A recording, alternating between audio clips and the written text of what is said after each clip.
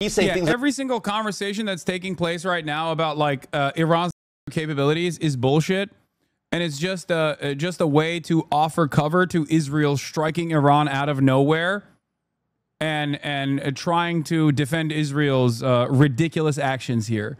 You have to remember that, okay? Understand that. Anytime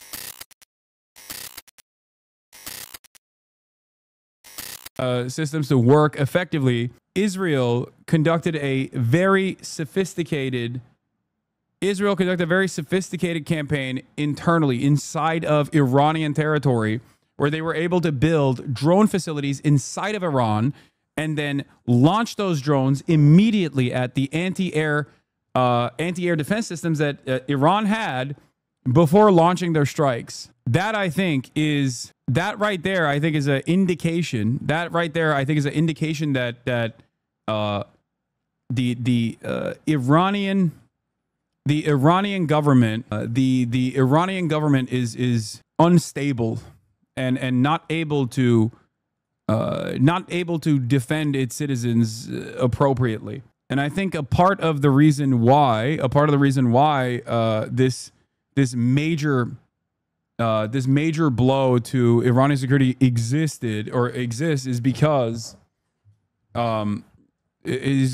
there are collaborators internally inside of Iran as well, partially, like I said, as a consequence of how easy it is to take advantage of the economic instability in Iran, but also it is important to recognize that the fundamentalist attitudes of the Iranian government and its reception by the Iranian population is a matter of national security at this point for Iran. It plays, in my opinion, a major role in instability in Iran beyond even the economic volatility born out of strangling the Iranian economy. Okay? Like Western powers strangling the economy, the Iranian economy could only work if the population also has resentment towards its government. And it's clear that there is enough resentment the Iranian government from the Iranian population. Continues right after this. Iran has no defense against the missiles. No, they did a drone strike. This was not an impressive strike. This was a lot smaller than the salvo last year. I think the Iranian capabilities have been limited by the Israeli attacks. And if this was the entire response, it just shows Iran is weaker than ever. 5-7 hits launched compared to 30 to 40 last year. Makes the best and most lethal military. Shared with Marco Rubio. Mersheimer is talking about first strike by Israel. Can Iran defeat Israel? Lil bro, say I don't know again. What should I do instead? Say yeah based? Wouldn't you rather have me admit things that are beyond my capabilities of knowledge instead of just like confidently speaking on shit that I don't know, like other political commentators who don't know anything about Iran or Israel and are simply reacting to the images that they're seeing on camera and just going, yeah, based.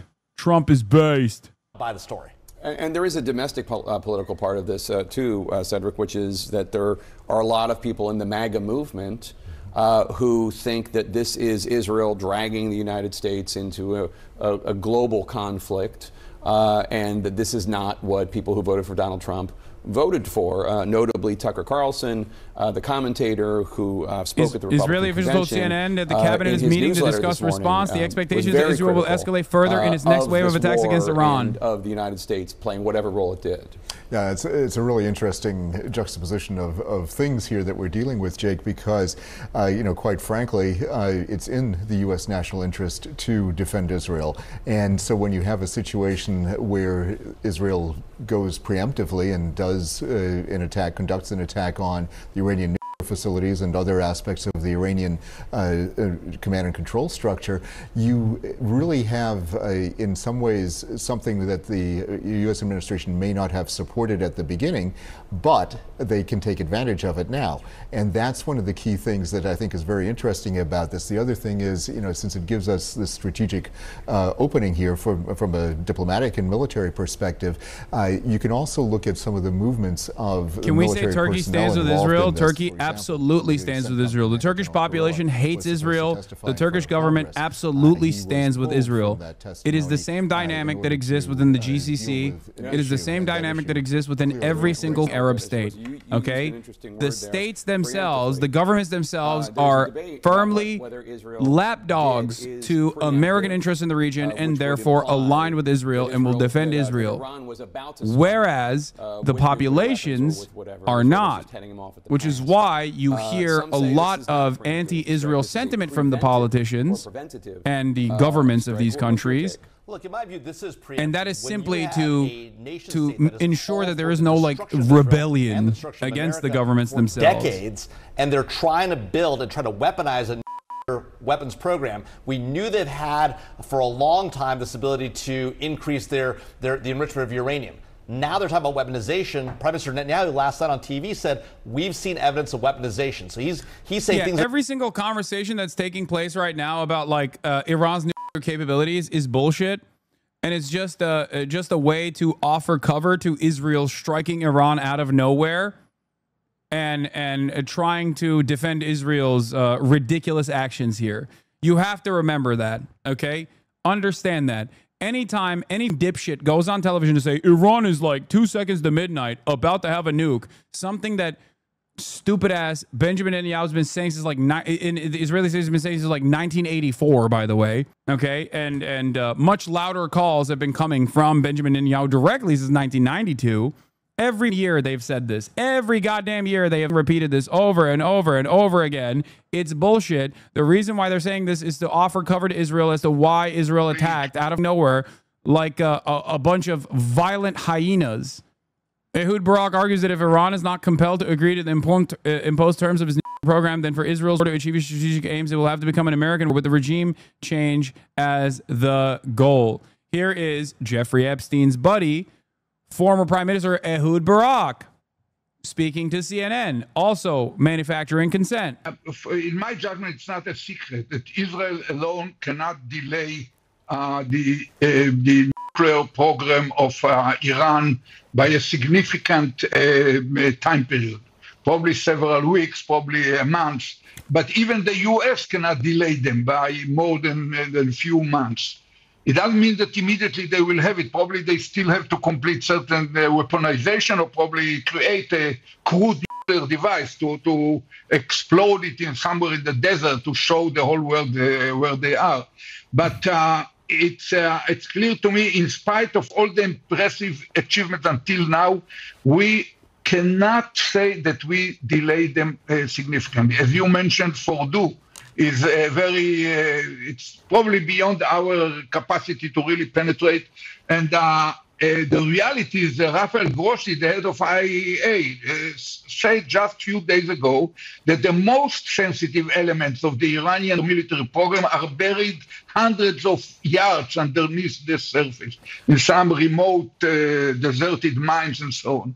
And because they already have about 400 kilograms of enriched uranium to 60%, which still had to be pushed to 20 to weapon grade, which is over 90. But that's an easy process. Could take place in any garage with enough advanced. All right. So what's the point then, Prime Minister? What is the point then of this mass campaign? What is the point if you're telling me that they can potentially only damage by a month at worst and maybe a couple of weeks? What is the point? Then what is the strategy? What's the goal? It's problematic, but it still has a justification point of view of Israel. Instead of sitting idle, Israel feels, our government feels that they have to do something. Probably together with the Americans, we can do more. My judgment is that because Iran is already what's called threshold nuclear power, the only way to block it is either to impose upon it a convincing new agreement, or alternatively open a full-scale war to topple down the regime. That's something that together with the United States we can do. But having said that, I don't believe that any American president neither Trump or any one of his predecessors would have decided. America didn't win in Korea. My dad just did the meme. He told me to be nice to Israel verbatim. Shit you not. He sent me a J-Post article. I talked about Israel becoming an international pariah, and he told me to be nice to Israel and say something positive for once. I, of course, used the HasanAbi headline and said, no, that country is Satan incarnate. Don't say this. The ADL is going to come after me again. He's going to be like, Hasan is molding the minds of the Jewish youth in this country into the most anti-Semitic statement, which is, of course, saying that the fascist nation of Israel is fascist and engaging in a dual suicide death pact alongside the United States of America. Did win Vietnam, did win in Iraq, did win in Afghanistan. Right. So I don't believe that they're about to open a full-scale war over Iran. Right, which really begs the question, Mr. Prime Minister. You've just listed the number of wars that America has not won. Your own country is in a war that it has not won in Gaza. Yes, it's degraded Iran's capabilities, and now it's done this, and it's going to go on for a while, according to your Prime Minister, but it's also taken out the key layer of military leadership. What effect do you think that will have? Look, I think that what the Israelis will tell you is that we did our part. We did whatever we can in order to delay, slow them down, or coerce them into a more reliable, more convincing agreement.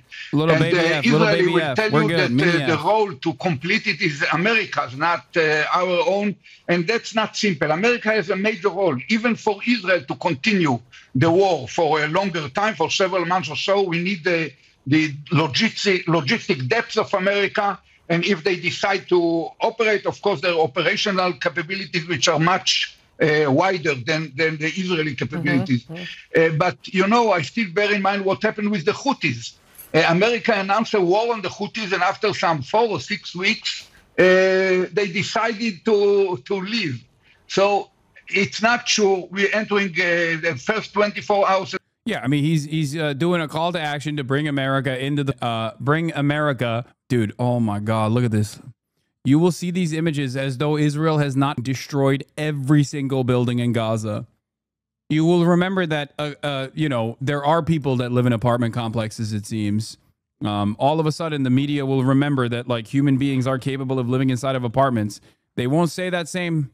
They won't have that same kind of attitude when talking about apartments in Tehran. They certainly will not have that same attitude when talking about apartment complexes in Gaza and not in Lebanon. But, of course, now it's humans, like actual people, real human beings whose lives have been threatened. Who were in constant contact, had multiple phone calls, including before those strikes on Iran.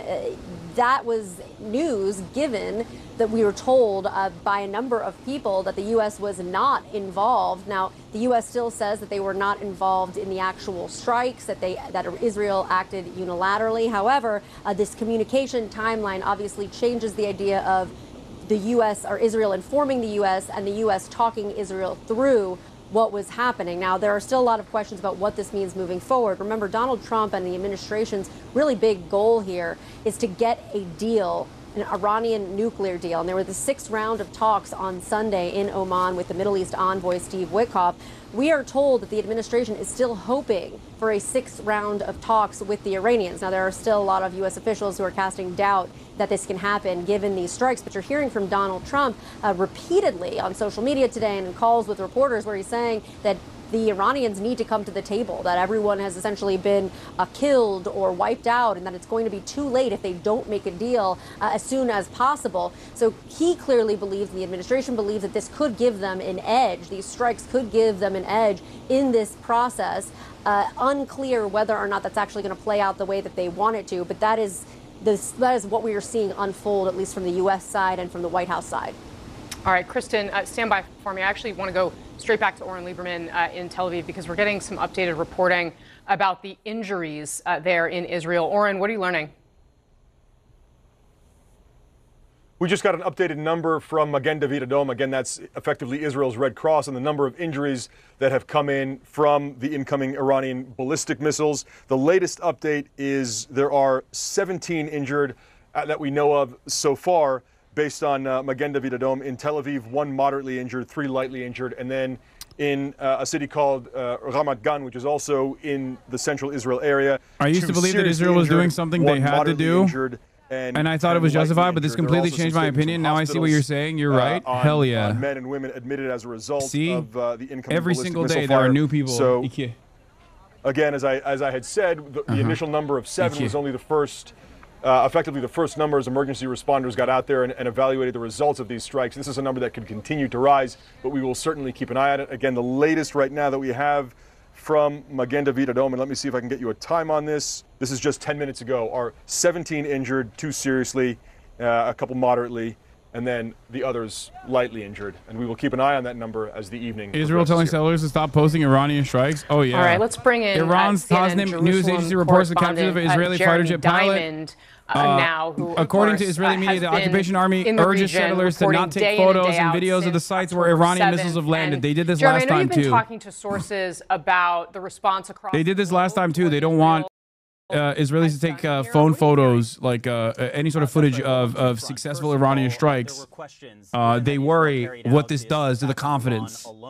You know, what kind of support would it receive from the United States, from partners in the region in terms of air defense? And we have started to get an answer to that. We know from multiple officials, both Israeli and American officials now, that the United States did indeed help Israel to shoot down some of these missiles that were incoming. We know the United States deployed THAAD missile air defense systems in Israel last year. That was under the Biden administration. America, and those dude. batteries are indeed operated largely by U.S. forces. They have been active in this air defense effort. In addition to that, I'm told that there is some regional cooperation as well from some of the Arab countries in the region, although we don't yet have full details on what the extent of that cooperation was. We know, of course, that several of those countries in the region, some overtly, some more covertly, did indeed provide assistance to Israel during the 2 previous Iranian attacks. Not to glaze Israel, but Israel killed many top officials and Iran didn't kill nobody, not even a civilian. I think it's safe to say that the first round goes to Israel. Bro, what are you talking about? Is this in team sports? In addition to that, I'm also speaking with sources Average American, average European or American assessment of the situation.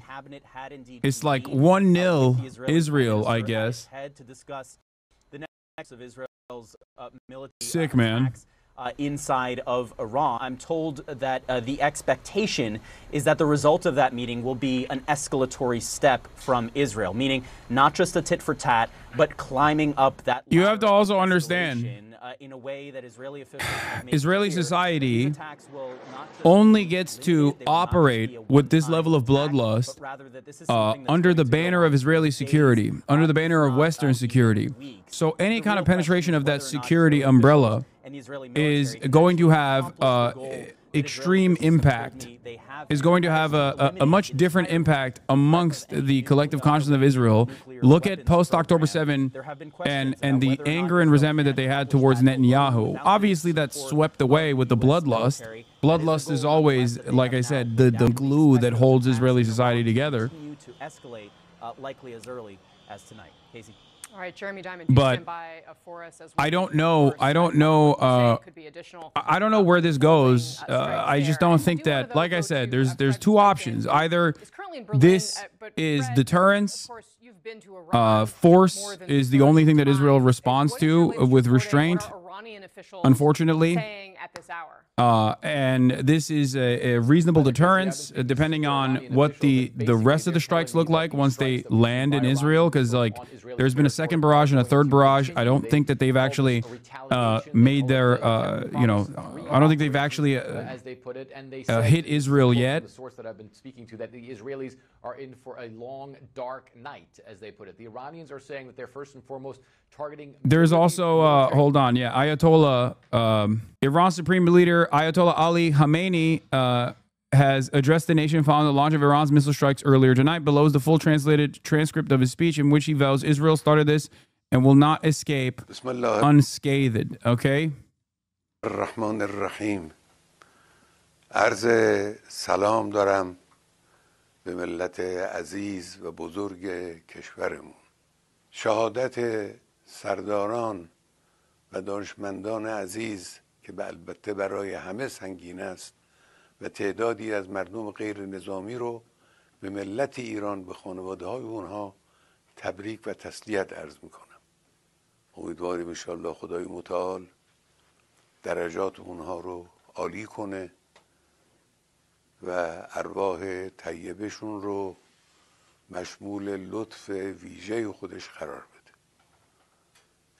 و اما مطلبی که مایل بودم با ملت عزیزمون در میان بذارم اینه The Zionist regime made a grave mistake, a serious error. They made a big mistake, a miscalculation, and they will face the consequences of their actions. By the grace of God, the Iranian nation will not overlook the blood of its honorable martyrs. It will not ignore the violation of its airspace. Our armed forces are ready, and the country's officials, along with all segments of the population, stand firmly behind the armed forces. Today, messages of unity have been issued from all political factions and various groups across the country. Everyone feels that we must act decisively against the vile, despicable Zionist entity. We must act with strength, and God willing, we will act with strength. There will be no leniency with them. Life will become bitter for them. Let them not think for a moment that they can strike and get away with it. They started this and they initiated the war. We will not allow them to escape unscathed from this great crime they have committed. Certainly the armed forces of the Islamic Republic will deliver heavy blows to this malicious enemy. The nation is behind us, supporting the armed forces, and by God's permission, the Islamic Republic will prevail over the Zionist regime.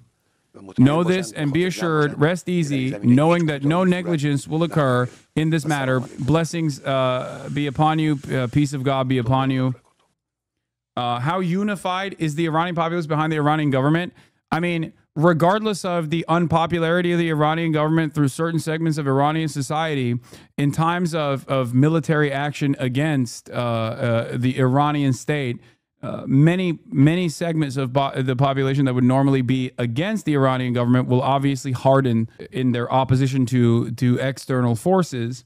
So it's always a galvanizing factor, which makes me also, which also caused me to think that like Israel also will have a similar situation as well. But this was the reason why the Iranian Revolution took place to begin with, and this was the reason why the Islamist forces were seen as the most anti-West, uncorruptible forces. It was because of external intervention, American and British intervention, and the defense of the Shah, the brutal Shah monarchy. Rally around the family with a pocket full of shells. What does that mean? If this escalates dramatically, would Russia or China not support Iran? How the fuck is Russia supposed to support Iran, dude? If anything, this actually hurts Russia's position in Ukraine because they rely on the Shahed drones that they get from Iran as well. Oh, it's Rage Against the Machine lyrics. Okay, I didn't know that. I don't listen to music. who said it was a full spectrum blitz. They're still trying to figure out exactly what was impacted here, but based on what they are seeing, there is an indication that there could have been a cyber element to this military attack as well. We're watching to see if that actually plays out, if there was a cyber element. But of course, the U.S. trying to figure out what Israel accomplished and, of course, what that means for what it'll want to continue doing as they're promising more strikes. All right, Kylie Atwood for us. Kylie, thank you very much for that. I want to go now to Natasha Bertrand. She's at the Pentagon. And Natasha, you've been reporting on the U.S. involvement in trying to thwart these Iranian strikes, this retaliation. What do we know about that? As, of course, we seem to be expecting more through the afternoon and evening. Yeah, Casey, this had been kind of an open question whether the U.S. would help defend Israel against Bernie is wrong. Iranian This is not Netanyahu's illegal unilateral attack on Iran. It is not unilateral. Okay, it is bilateral. Officials is yes, the U.S. is using its military assets that it has all across the Middle East, really, at this point, to help take down many of those projectiles. The U.S. has assets in the Eastern Mediterranean Sea. They have ships in the Red Sea as well as in the Eastern Mediterranean. They have Patriot air defense batteries that are stationed across the region. They also have terminal high altitude air defense systems, all of which can help take these missiles and drones down. Now, it's unclear at this point the extent to which the U.S. has been helping. All we have from U.S. officials at this point is that the U.S. military is engaging. And of course, the U.S. also has interests in the region as well. There are hundreds of thousands of Americans that live in Israel. There are also a number of very important military assets in the region, as well, of course, as U.S. troops. And so the U.S. sees this not only as an imperative to help defend its key ally in the Middle East, but also, of course, to help defend its own troops and its own people. And so it remains to be seen just how many of these missiles and drones the U.S. has actually been able to help take down. But safe to say it is probably a significant number if history is any sign, because the U.S., of course, over the past 2 times that Iran has hit Israel with ballistic missiles, the U.S. has been very instrumental in helping take those projectiles down, Casey. All right, Natasha Bertrand for us. Natasha, thank you.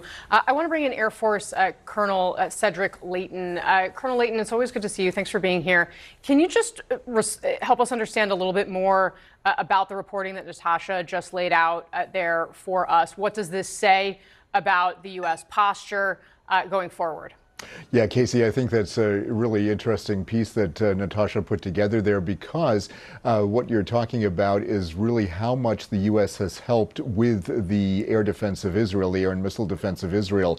And what we're seeing is, based on what happened so far in this particular situation, as well as what happened back in October and before that during the past summer, you have a situation where the Israeli missile and air defense systems, the Iron Dome, the David Sling and the Arrow systems, they are very good, but they need some help. And that help is what we're providing in the form of the Aegis systems that are on board the Navy vessels, as well as Air Force assets and other assets that we have in the region. So it's a combination of radar and intelligence support that is being provided to the Israelis, and that helps them figure out. Are you still in the chat? If you are, can you send me like one of these graphics that shows the comprehensive defense capabilities that Israel has? I know you got one of them ready to rip. Or if anyone else has one of those graphics, because I want to show the full extent. Because Israel has American, like Western funded and Western R&D researched defense capabilities that go far beyond Iron Dome, even though it's like colloquially all under the banner of Iron Dome. Iron Dome is just simply for like, do you mean OSINT? Elint News is an OSINT account, but is a reliable one. And but outside of that, there's still obviously the Western forces in the region that are also and additional American weapons that were sent into Israel under the Biden administration that plays a role in the Israeli defenses. And then beyond that, you got Jordan. You got defenses inside of Jordan. You have defenses all around. Yeah, Israel has a right to defend itself, guys. That's why you have to look at this building, this one building. I like that they're only showing this one building and not like potentially a nuclear facility or even orders. Like, it's interesting that they are not showing any of that shit. What is this? Okay. Go. אני בהלם. אני בהלם. יו. אני בשוק. What is this? Why are we back in this? Like, I don't understand. They're doing a whole ass genocide and we're just okay with it now. This right before Trump's big, beautiful day and we're going to back them. Dude, Trump's big, beautiful genocide is what is going on. And it was Biden's genocide before it was Trump's genocide. It is America's genocide. America is a belligerent in this occupation. America is a belligerent in this genocide. Okay? You have to understand. This isn't Israel's own actions. Israel is not a sovereign state. Israel does not do anything without America's go-ahead. Israel cannot do anything without American munitions. Israel cannot do anything without American funds. Israel is an extension of America. It's not just an unsinkable aircraft carrier in a resource-rich region. It is a state. I disagree. That is, you can disagree with facts every day of the week, and you will constantly find yourself duped. This is why I kept saying over and over and over again that the whole charade of Donald Trump is at odds with Israel was not going to amount to anything. And Donald Trump showed that it was not going to amount to anything with the Edan Alexander deal with Hamas. American taxpayers keep spending tens of billions to restock these systems under the completely false premise that they're defensive when they enable Israel to feel like it can strike civilian targets in other countries cost-free. Diplomacy is impossible without consequences. You would not strike apartment buildings in Tehran if you thought the blowback would be 24 districts hit on Tel Aviv. It's that they think most of the damage will be avoided because of the billions because of our billions in weapon systems that emboldens them to act crazy. This is 100% correct. This is absolutely correct. We also need to stop funding the Iron Dome and David Sling interceptor systems that give Israel the leadership in a sense of invulnerability and only function to enable more bellicose and crazy acts of aggression by the IDF, not serve as a self-defense. Okay? This is the other side of the story. Without the Iron Dome, without David Sling, without the Arrow systems, Israel would not be able to act in this manner. This is why I'm saying that even with all of the damage, the IDF has now attempted to claim this kind of damage Tel Aviv was mostly caused by shrapnel. Israel are able to spend much more on defense than their neighbor states. USA definitely helps if they're able to act independently. No, they are not. If that was the case, they would not spend billions of dollars doing endless amounts of influence peddling in the West. You are wrong. Okay? You are wrong. You are the most wrong. No one has been more wrong than this. I will not entertain this. I'm sorry. You are out of your mind. This is like Ethan Klein level analysis. If America wasn't doing this, then Russia would no, it wouldn't. No, it wouldn't. Israel would be nothing without Western powers constantly backing it, constantly defending it, constantly giving it political cover, constantly re-upping and rearming Israel. Okay? Get out of here. The very fact that this is the only damage, okay, a couple buildings like this is the only damage that Israel's incurred here, is directly because America spends billions. People said Barack Obama was the most anti-Israel president, okay, in recent history. That's what they said. They said Barack Obama was a Jew hater. That's what they kept saying. Barack Obama gave Israel $38 billion on the way out. Okay? That was a defense package for Israel's interceptors, Tamir interceptor missiles. That was a defense package for Israel's Iron Dome. Okay? Without the Western powers engaging in this settler colonial enterprise, in the defense of the settler colonial enterprise, there would be no Israel. It would be Palestine. Okay? This doesn't mean that there wouldn't be Jewish people living there. Of course there would be Jewish people living there. There were Jewish people living in the region when the Ottoman Empire controlled it. It was a much more peaceful region at the time. Okay? But without Western intervention, there would be Jews living in Palestine right now, alongside their Muslim and Christian neighbors. Is there any nugget of hope in all this? No.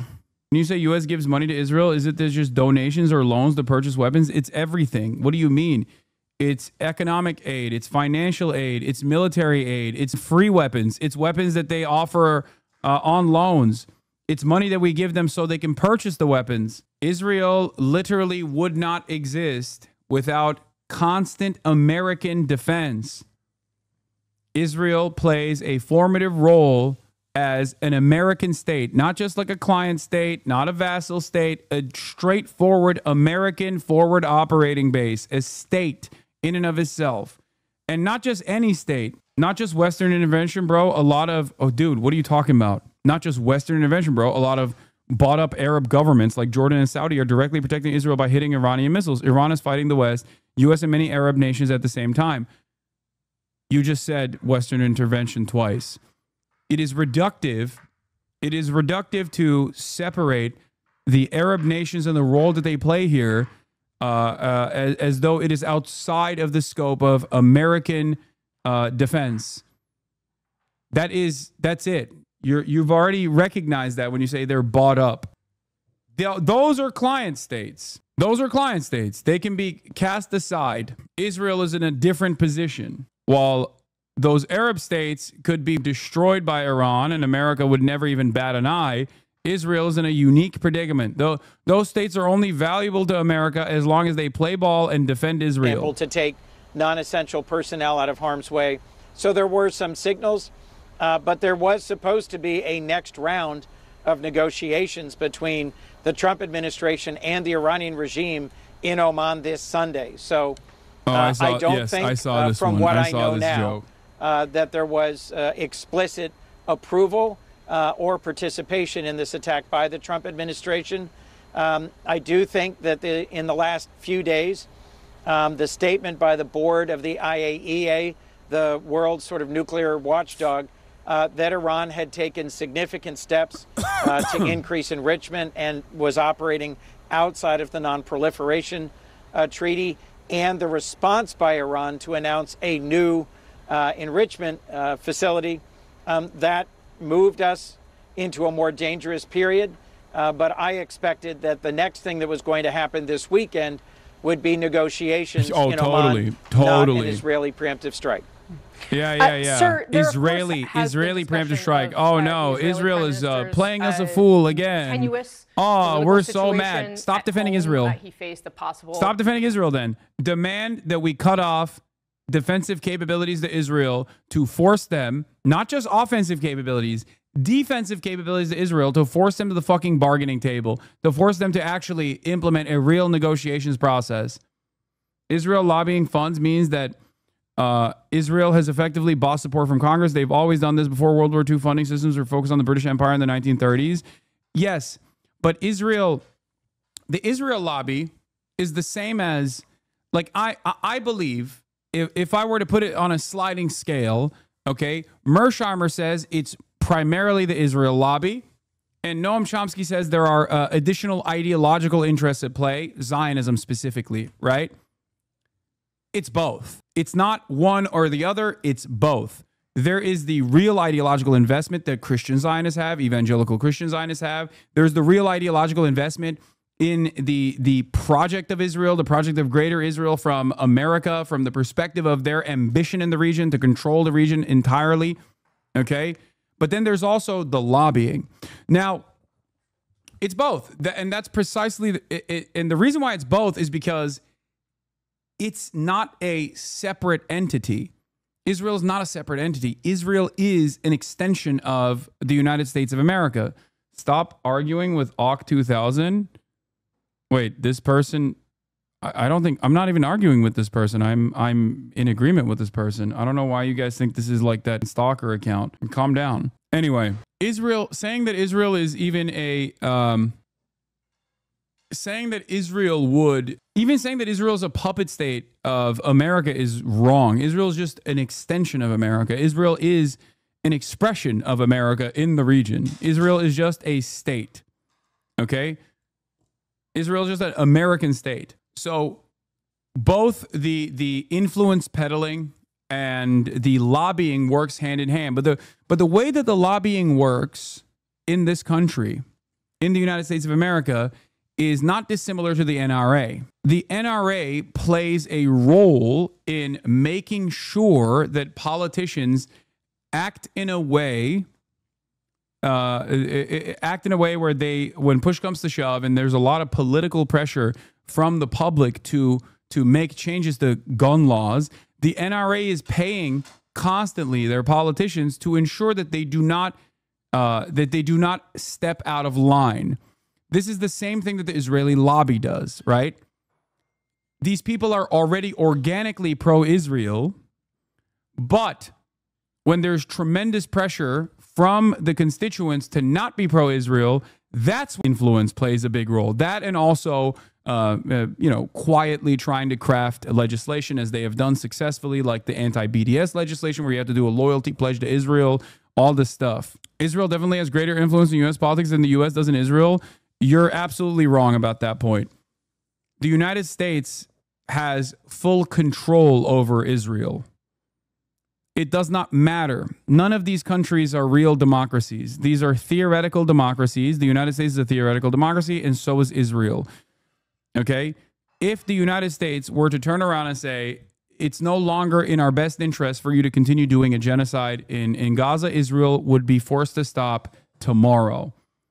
If the United States said, do not strike Iran, we are very serious about our nuclear negotiations, the denuclearization agreement that we have with Iran, we don't want you to set that up, Israel would never strike Iran. Never. In terms of like influence, does the U.S. have influence over what the Israeli society thinks? Maybe not. But they don't need to. They don't need to influence Israeli society. Israel, on the other hand, does need to influence American society because they don't want the level of pressure that currently exists against Israel to exist at all. That is the reason why there is a incredibly sophisticated, incredibly pervasive influence peddling campaign in the Western world. That's the reason why Benjamin Netanyahu, who is an American dual citizen, by the way, who also worked with the American intelligence in the past, a person from Philadelphia who grew up in Philadelphia, who went to MIT, okay, is the leader of Israel almost in perpetuity at this point, and will deliver speeches in English. His first speech that he delivered after striking Iran was in English. Why did he do that? Israel speaks Hebrew. They understand the importance of trying to change the dynamic, change the narrative, and massage the narrative and contextualize why these violent and belligerent actions have to take place, and feed the American population with the appropriate contextualization better than you do, I think. Israel's an extension of American ideology, saying direct control is an exaggeration. No, America has direct control over Israel. It's just ridiculous to suggest that that is not the case. Without America, right now, you see those interceptors? You see this missile right there intercepting? Those missiles would not be intercepting shit. Those missiles wouldn't exist. And perhaps drone and cruise missile attacks as well. But that's just scratch. How is it in America's interest to genocide Gaza? Oh, very simple. The greater Israeli project is part ideological for a lot of Zionists, and part ending the disruptive force that is a constant pressure on Israel's complete conquest in the region. It's the same as the Houthis. It's the same as Hezbollah. These are pressure points that can cause, at times, penalties to Israeli society. Diğer sosu verir misin? Diğer garlic sos. Bu değil. S olmayan üzerinde. O da garlic de diğerinde üzerine S yok. Message to the nation, he said that the military was prepared to counterattack. He said, don't think that they hit and it's over. He said they started the work and started the war. He went on to say that he will not allow them to escape safely from his great crime they committed, and that's what Khomeini is saying. Morgan. All right, Lulu, let's bring you back in, because what are U.S. assets currently in the region, or what type of assets are currently in the region, and what steps might the Pentagon take next from here? Right, Morgan. We have 40,000 U.S. military troops in the entire region, many of them on large bases in areas like Kuwait, Qatar, Bahrain, and it's some, of course, the 2,500 troops in Baghdad and other parts of Iraq, and about 1,500 now inside of Syria. But there are also 9 U.S. Navy ships in the in the Middle East region. And we've just learned that earlier today, 2 additional Navy vessels capable of shooting down incoming ballistic missiles, as happened last year, that the United States provided assistance to Israel in shooting down some of those barrages of missiles coming from Iran, that 2 of those ships are now in the Eastern Mediterranean, obviously closer to Israel than they had been yet last night, and that this move was done by U.S. European Command as a precautionary move in light of Israel's attack against Iran. And I think part of that is the thinking that Iran was going to retaliate with missile barrages like they did last year. Now, those 9 other ships that we're talking about in the Middle East, 3 of them are in the Red Sea. Okay, everyone wants me to show my food. Destroyers are. Everyone wants me to show my food. The Piker Broadcasting Service is funded by you, the viewers. For $6 a month or for free with a Twitch Prime, you can continue supporting the show and maintain my editorial independence. You can also gift subs in the broadcast. The Piker Broadcasting Service, PBS, is funded by you, the viewers, and it's for you, the viewers. I will show my food if you gift. 35% off, by the way. St. Dark Bloom, thank you for the 20 gifted. Large military presence in the region, and in terms of assets that could be used potentially to shoot down any incoming barrage of Iranian missiles. We have ships that are capable of doing that. We have the THAAD that Darrell Blocker was talking about, and we also have Patriot missiles there. And in the past, when Iran has fired drones, launched barrages of drones, American fighter aircraft were also involved in shooting them down. Now, we don't have any indication so far today that has happened, but at least we know that there has been U.S. assistance in shooting down some of the Iranian ballistic missiles that were fired at Iran. Pita bread. All right, Louis. Excuse me, at Israel. Excuse me. All right, let's bring in Javed, because Javed, we know that Tehran is calling this the beginning of the, quote, crushing response. How might this attack embolden Iran's proxies? And what would that mean for the region, in addition to the United States, as Louis was talking about all of the resources that are spread out across the Mideast? So looking at Iran's axis of resistance, that web of groups and organizations that Iran had supported for decades, the Hezbollah in Lebanon, Hamas in the Gaza Strip, Iran's relationship with the Houthis at least a decade. So I don't think actually the resistance partners are going to do much for Iran right now because they've been so degraded. I think the threat is more directly from Iran. All right, let's go back to Lama Hasan. Lama, give us a state of play here. We're seeing the video come in. We talked about the Iron Dome. We talked about just the resources that are in the area. But we also know that this comes in advance of nuclear talks. Where does that stand, and how does all of this impact those potential talks? That's a good question. I think right at this point, I think it's unlikely that those talks will go ahead, given what's going on. And now we have to see how Israel is going to retaliate and what is going to happen. As we've been reporting all night tonight, that this could go on for days or weeks. So I think it will be interesting to see the next steps, what Israel does. I'm not doing and ad how breaks. This will impact It's these ad talks. free. But I think at this point, it's probably safe to say that this broadcast is ad free. Them not to the go only ahead, way to Morgan. fund and support the broadcast is by subscribing. If those are on or off the table. Lama, Louis, Matt, Darrell, and Javed, as always, thank you both. All right, and we'll have much more breaking news coverage just ahead of Iran launching another barrage of missiles as Israel. As tensions soar across the region, you're watching ABC News Live reports. What about the Suez Crisis? Went against the Eisenhower administration's wishes. Israel attacks a sovereign nation unprovoked, and the U.S. was against it. This doesn't mean Israel doesn't step out of line every now and then, chatter. But Israel gets to step out of line every now and then because of its importance. And authority. Israel gets to step out of line and even do USS Liberty, for example, and kill a bunch of American Navy members for the crime of spying on Israel. Safeguarded nuclear facilities defied not only the fundamental principles of international also basic common conscience. Any damage to these facilities risks catastrophic radiological consequences that would not be confined to Iran, but could spread across the region and beyond.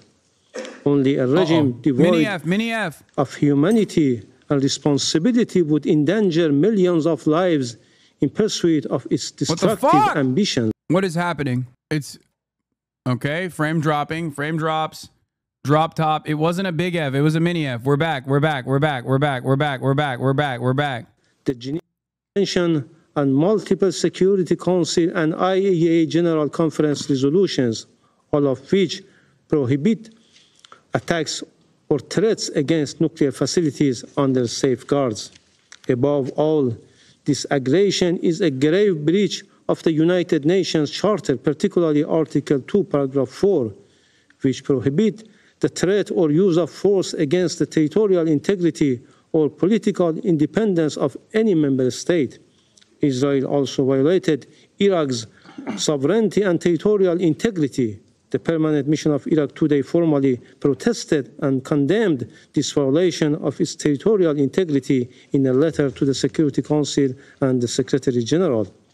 Madam President, those who support this regime with the United States at the forefront must understand that they are complicit by aiding and enabling these crimes, by they share full responsibility for the consequences. Supporting Israel today is supporting war crimes, crimes against humanity, and deliberate undermining of global peace and security.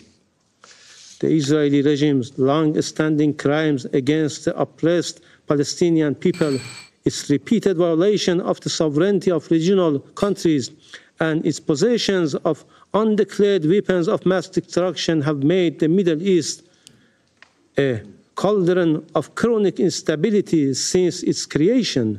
It is long overdue for the international community to act. This regime must be disarmed of all weapon mass destructions, placed under international supervision, and held fully accountable. Madam President, this is not a regional issue. This is not merely an attack on one country. This is a direct assault on the international order, an attack on the Charter of the United Nations, the UN system, the global nuclear non-proliferation regime, as well as the authority of the IAEA. Israel's leadership, including its criminal prime minister, has shamelessly and publicly claimed responsibility for these heinous acts. Israeli officials say that this aggression aims to wreak nuclear talks. This confession alone is enough to reveal the real motive behind the attack: to kill diplomacy, to sabotage negotiation, and to drag the region into wider conflict.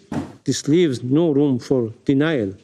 Furthermore, the aggression was intentional, coordinated, and fully backed by a permanent member of this Council, the United States. The United States' complicity in this terrorist attack is beyond doubt. The officials of the United States have expressly and brazenly confessed their willful aid and assistance in the crimes and gross violation that Israeli regime committed as of last night, including the deliberate transfer of arms. We will not forget that our people lost their lives as a result of the Israeli attacks with American weapons. These actions amount to declaration of war. They are the latest in a long and well-documented pattern of lawless, destabilizing, and aggressive behavior by the Israeli regime, a regime that acts with impunity because it is shielded by powerful allies. This must end. Madam President, the Security Council must act now, firmly and decisively. In 1981, this very council responded unanimously to the Israeli military attack on Iraqi Osirak nuclear reactor by adopting Resolution 487, which unequivocally condemned the aggression as a flagrant violation of the Charter of the United Nations and international law. The Council also called on this criminal regime to refrain from any such acts or threats in the future. Had the Council enforced that resolution and held Israel accountable at that time, this regime would not have been emboldened to continue this unlawful behavior with impunity. The current aggression is a direct consequence of decades of inaction and double standards. Madam President, the Islamic Republic of Iran reaffirms its... By the way, Newswire is reporting that there are new strikes in Iran. Israel is now going back to pummeling Iran again in retaliation for the retaliation by Iran. The Israeli Prime Minister Benjamin Netanyahu has said that the Trump administration was fully aware of what he was going to do before he did it, what his government was going to do. Do you believe him? Yes. No Israeli government would launch this type of attack without first coordinating and alerting the American government, regardless of who the prime minister and president is. And do you know, is there anything that you can tell us about whether the United States tried to dissuade this from happening? I mean, what is your understanding of their posture when this was all set to unfold? I can't, and candidly, I'm not confident that there was a coherent response from the American government. I mean, think about who we have on our side of the table right now. You got Ambassador Huckabee, who is entirely focused on issues in the West Bank and is quite extreme on those issues. You've got Donald Trump, who says a different thing every 12 hours about Gaza and the West Bank and Iran, and there's a deal, there's not a deal. You've got Pete Hegseth and Tulsi Gabbard, who not exactly wired tight on national security issues, as anybody who's watched their congressional testimony will tell you. So it's just not clear to me that there was a coherent response from the American government when this alert was given. And I'm not saying that in a partisan capacity. It doesn't make me happy to say that. Again, what I want to see, regardless of whether it's a Democrat or Republican in the Oval Office, is strong, bold leadership of the free world. The kind of leadership that George H.W. Bush would have offered, the kind of leadership that Joe Biden offers for Ukraine. So both parties can do it. It's just that this guy... Look at my Democrat dog. Congressman, one person you didn't mention there is... Look at my Democrat dog. We're cooked. Personal envoy and has actually been in these rooms. I think I got a sense of what you think of him there based on your reaction. But what role do you think he's playing here, and is it productive? He was part of the hostage negotiations that got an American home from Gaza. So I compliment and appreciate that work. And to the extent that he can credibly speak on behalf of the President of the United States to both Iranian and Israeli political interests, that can be helpful. I mean, that is one of the roles of the United States right now, is to de-escalate while ensuring security. And so if he can play that role, then someone's got to.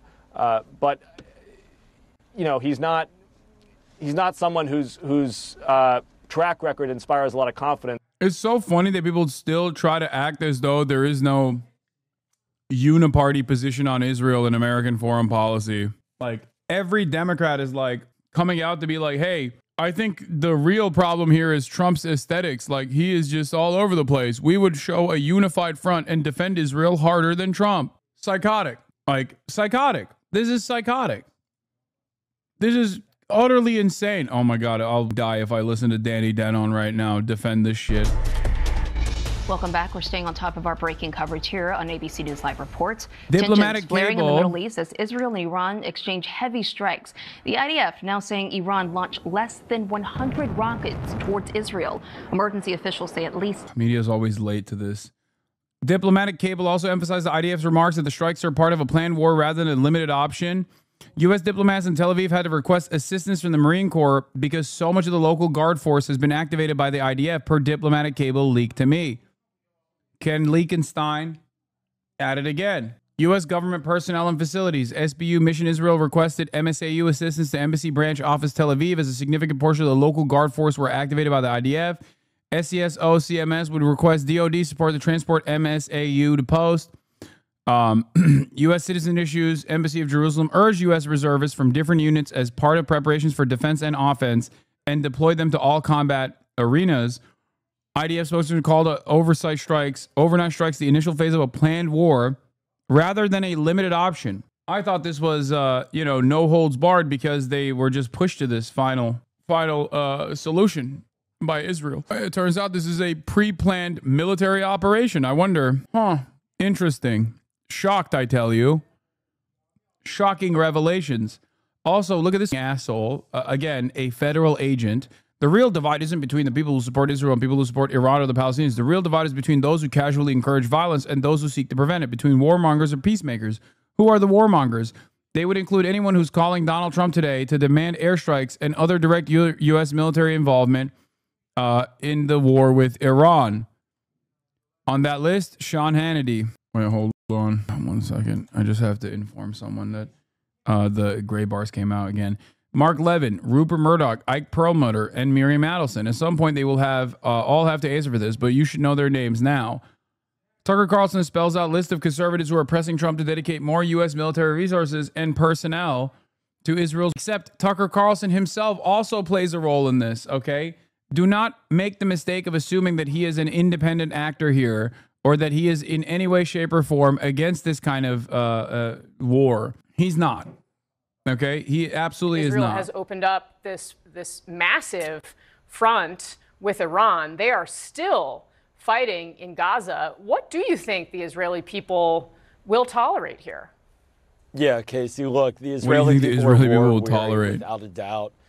Coming up now on almost 2 years of military action in Gaza, consistent mobilizations of the reserves, and the reserves are the population. So there's exhaustion there. But, this really was the most daring military gamble that Israel has taken since the Six-Day War in 1967. And the dice are still rolling. So we don't know how this is going to unfold. And I think for the Israeli people, there is a deep fear and concern and trepidation about Iran. Oh, no. They look at where Iran has been going, what it's been supporting along Israel's borders, this advancement of the nuclear program. And I think to David's point, there's going to be a lot of unity of support for these strikes, certainly in the near term. But if it continues to drag, it's really going to burn out the population. It's so daring. Yeah, the All real right, concern just as is you were finishing your thought, the real there, concern is Joel, we just got how much Israel appetite Israeli population has on Iran at this hour for of going back to kill children in Gaza. And, oh no, David Sanger, I will say, I mean, it's very rare for us to see no one. Physical damage. We are watching reports full of injuries because, of course, of the air protection system that they have. Were you surprised to see that? And what implications do you think it has for the next phase of this conflict? Well, I think certainly when there were the missile exchanges last year, the United States and full other allies were in a better position to go do the interceptions. Coverage. I think we've come to over-expect on every single mainstream media. For these somewhat slow-moving. We have full spectrum coverage on every single mainstream media resource outlet right now. Not a single one is talking in a way where they're like, Israel is so belligerent, Israel is so insane. How is Israel planning to bring America into this war? No one is saying this. Everyone is talking about how Israel is a victim, how Israel had to do this incredible military campaign, all of this shit. Incredible stuff. Joel Rubin, David Sanger, thank you both very much for your time and your expertise today. Thanks to all of you for joining us throughout this hour. Don't go anywhere. CNN's breaking news coverage continues. Have you noticed that? Have you noticed that no one is calling out Israel's behavior? It's ridiculous actions here. They deliberately. Here's that animal, Danny Denon. The destruction of these missile systems is a moral imperative. These are weapons with the capacity to reach thousands of kilometers. Leaving them in the hands of a radical regime, one that openly dreamed of wiping our nation off the map, was not an option. We will not hesitate. We will not relent. And we will not allow a genocidal regime to endanger our people. Third, we struck the core of the nuclear program, the underground enrichment facilities at Natanz. This facility was operating at a military-grade capacity. Intelligence confirmed that within days, Iran could have produced enough material. It's so crazy hearing Israel say genocidal regime and not refer to itself, and how dangerous and belligerent another country in the region Madam is. President, This operation was carried out because the alternative was unthinkable. How long did the world expect us to wait? How long? Let's speak about it. Until they assembled the bomb? Until they mounted it on a Shahab missile? Until it was en route to Tel Aviv or Jerusalem, like the more than 100 missiles that they sent an hour ago? How long should we wait? And if anyone in this chamber still believes Iran would never use such a weapon, I invite you to remember October 7. On that day, we saw Hamas was capable. I remember. Everyone, and then in remember. Gaza, they did it with grenades. They butchered families. They burned children alive. They mutilated women. Yeah, remember October 7th. That's why we have to do what we have to do. Remember October 7th. Remember the Holocaust. Remember October 7th. Remember the Holocaust. That's why we have to do a Holocaust right now. Every time, bro. Every time. To that end, we uncovered intelligence revealing a multi-front plan directed by Iran, Hezbollah, and Hamas for a future assault on Israel. This one would be far more sophisticated than October 7. It envisioned mass missile launches, first from Iran, then from Lebanon, Syria, Iraq, and Yemen, followed by coordinated infiltrations of our borders. The plan was not aspirational. It was operational, and it was nearing execution. This council has convened countless times in recent months. You have passed resolutions, called for restraint, demanded ceasefire. You met in emergency sessions when Hamas was under all threat. Anti-Semitic. But when Iran marched toward nuclear capability, you said nothing.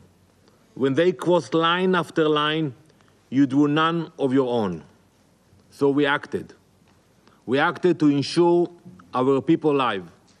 We acted so that Jewish children in Jerusalem will not wake up to the sound of air raid sirens triggered by a nuclear launch.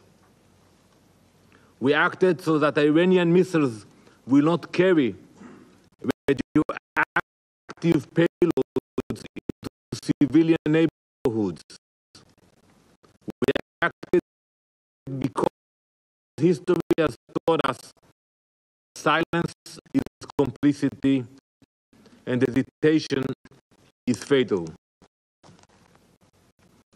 We acted because 80 years ago, the Jewish people made a promise to ourselves, never again. The promise applies to a nuclear holocaust as well. Come on! This was an act of national preservation. It was one we undertook alone, not because we wanted to, but because we were left no other option. I know, it's going to fix itself. Hold on. We now turn to this council, not for permission, but for recognition. It's going to be fixed in a second. Recognition that Israel did what the world should have done. Hold the line! Recognition that the Iranian regime violated every obligation they ever undertook. Recognition that Israel had the undeniable right to defend its people from extermination. We urge the Council to condemn Iran's nuclear violations. We urge the Council to finally acknowledge the existential threat Iran poses to the world. We urge the Council to join us in our commitment to prevent their genocidal dreams from becoming a reality. But we also expect something even more basic: moral clarity. Stop equating aggressors with defenders. Stop treating a genocidal regime and a democracy under siege as two sides of the same coin. The Iranian regime was preparing for war. This war would have stretched across the Middle East, to Europe, to Asia, to the Americas. It would have been against the international order. There we go. We're back. For his statement, and I give the floor now to the representative of Iraq. شكرا جزيلا السيدة رئيسة المجلس على استجابتك لعقد هذه الجلسة. To our request. Man, shut up. I did that on purpose so the chat would no longer be delayed, okay? Shut up. Yes, I don't know how many times I have to describe to you guys that I'm literally hitting a refresh. Iraq expresses its deep concern and condemnation of the dangerous military aggression committed by the Israeli entity against the territories of the Islamic Republic of Iran, including their blatant violation of Iraq's sovereignty and the inviolability of its airspace. We just heard the Israeli representative addressing the UN Security Council this evening on Israel's attack on Iran and their subsequent retaliation. He began by saying, as we speak, hundreds of ballistic missiles are striking Israel's cities, neighborhoods and communities. They're striking population centers, not military bases, not Air Force bases. And he ended by saying the Iranian... Oh my God, bro, excuse me. Israel is using its civilian population as a human shield. They literally are hitting the IDF headquarters. What the fuck are you talking about? It's a threat to the entire world. It acted because the UN Security Council didn't. It acted because it waited for diplomacy to work. And how long, he asked, did the world expect Israel to keep waiting? Hello, good evening. I think we heard two speeches there from the Iranian representative, head of delegation, and the Israeli one. And we know this event is still fresh. It's less than 24 hours old. And there is no sign of any of the sides ready to climb down. I think the other head of delegations there, the ambassador, tried to de-escalate, or at least start talking about de-escalation of something which probably one of the most serious events in the Middle East for many decades. And if it won't be de-escalated, then we might face weeks of this kind of exchange of attacks. We see what Israel has done the last less than 24 hours, and also the retaliation from Iran that we saw buildings were hit within the center of in Israel with at least 40 people injured, some of them critically. And the question, yes, if you ask about the mood in Israel, whether I agree or not of that, is that, and this is not new, in the last 20 plus years in Israel, the general mood that Iran poses an existential threat, especially if it possesses nuclear weapons, and it was prepared to basically to this moment. Some of us thought that the JCPOA actually worked and could avoid this, but now we are in we are in the middle of this event, and we need to see how it's going to evolve. How does it get de-escalated? I think it's up to, again, we saw the United Nations, it's the United States, it's other forces, those, Russia and China put pressure basically on both sides to ensure that this doesn't get out of hand. The implications are not only for Iran and Israel, the implications far beyond in the region internationally. It affects the economy. It can deteriorate even to escalation in other places. We all know that, Iran is its weakest position as a result of what happened to the so-called axis of resistance. But still, as we saw just in the last few hours, it can hit Israel. And in Israel right now, many of the reports there that this was painful. On the other hand, we said that Israel still is capable of keep hitting Iran, and if this escalates, it will get to a point that's of all-out war between two of the major powers in the region.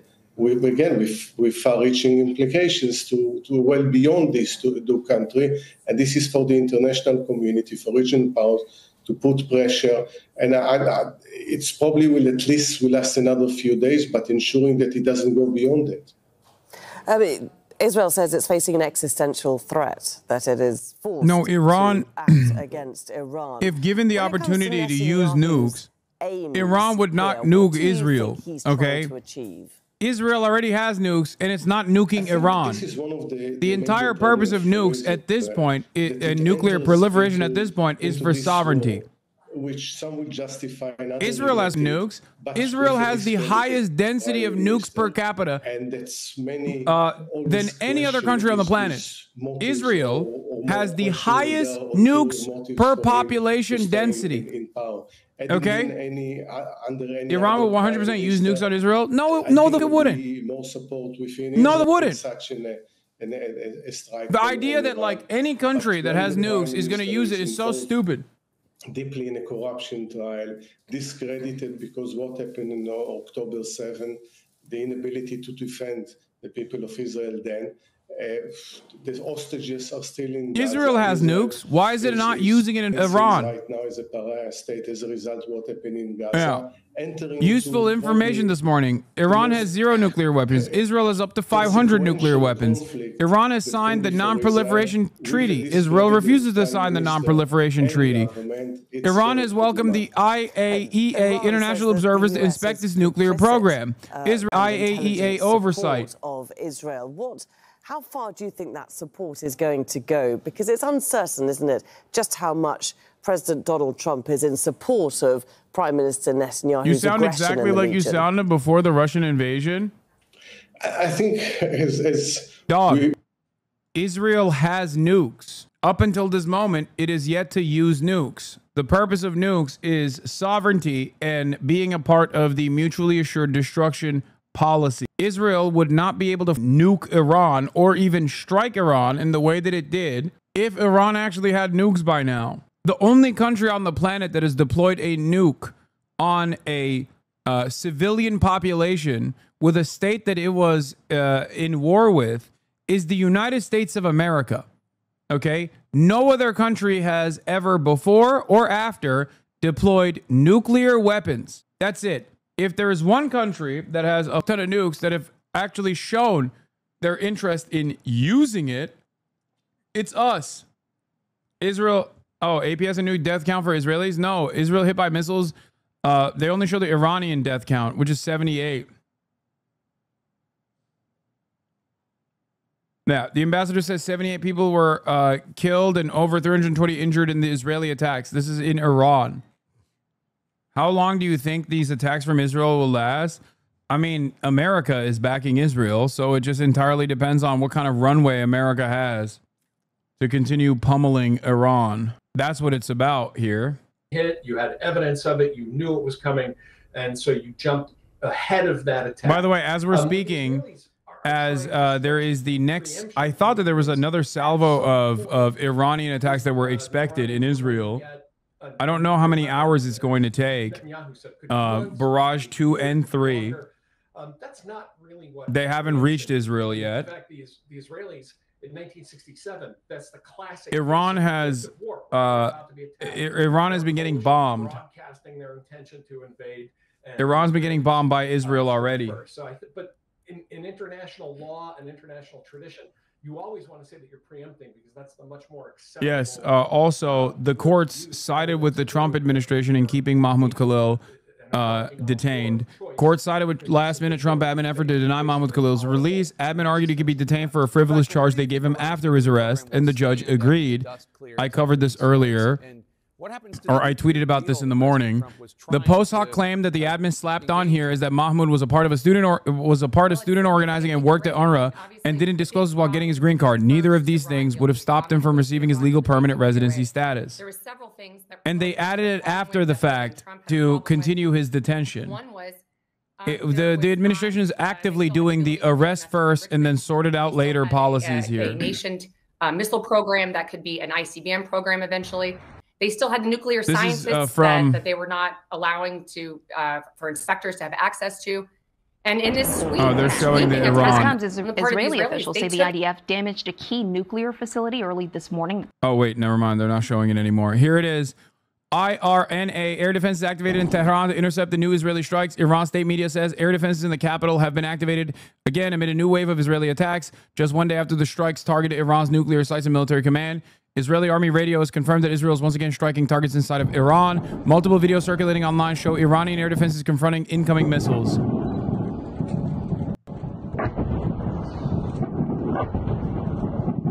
Give Iran an Iron Dome.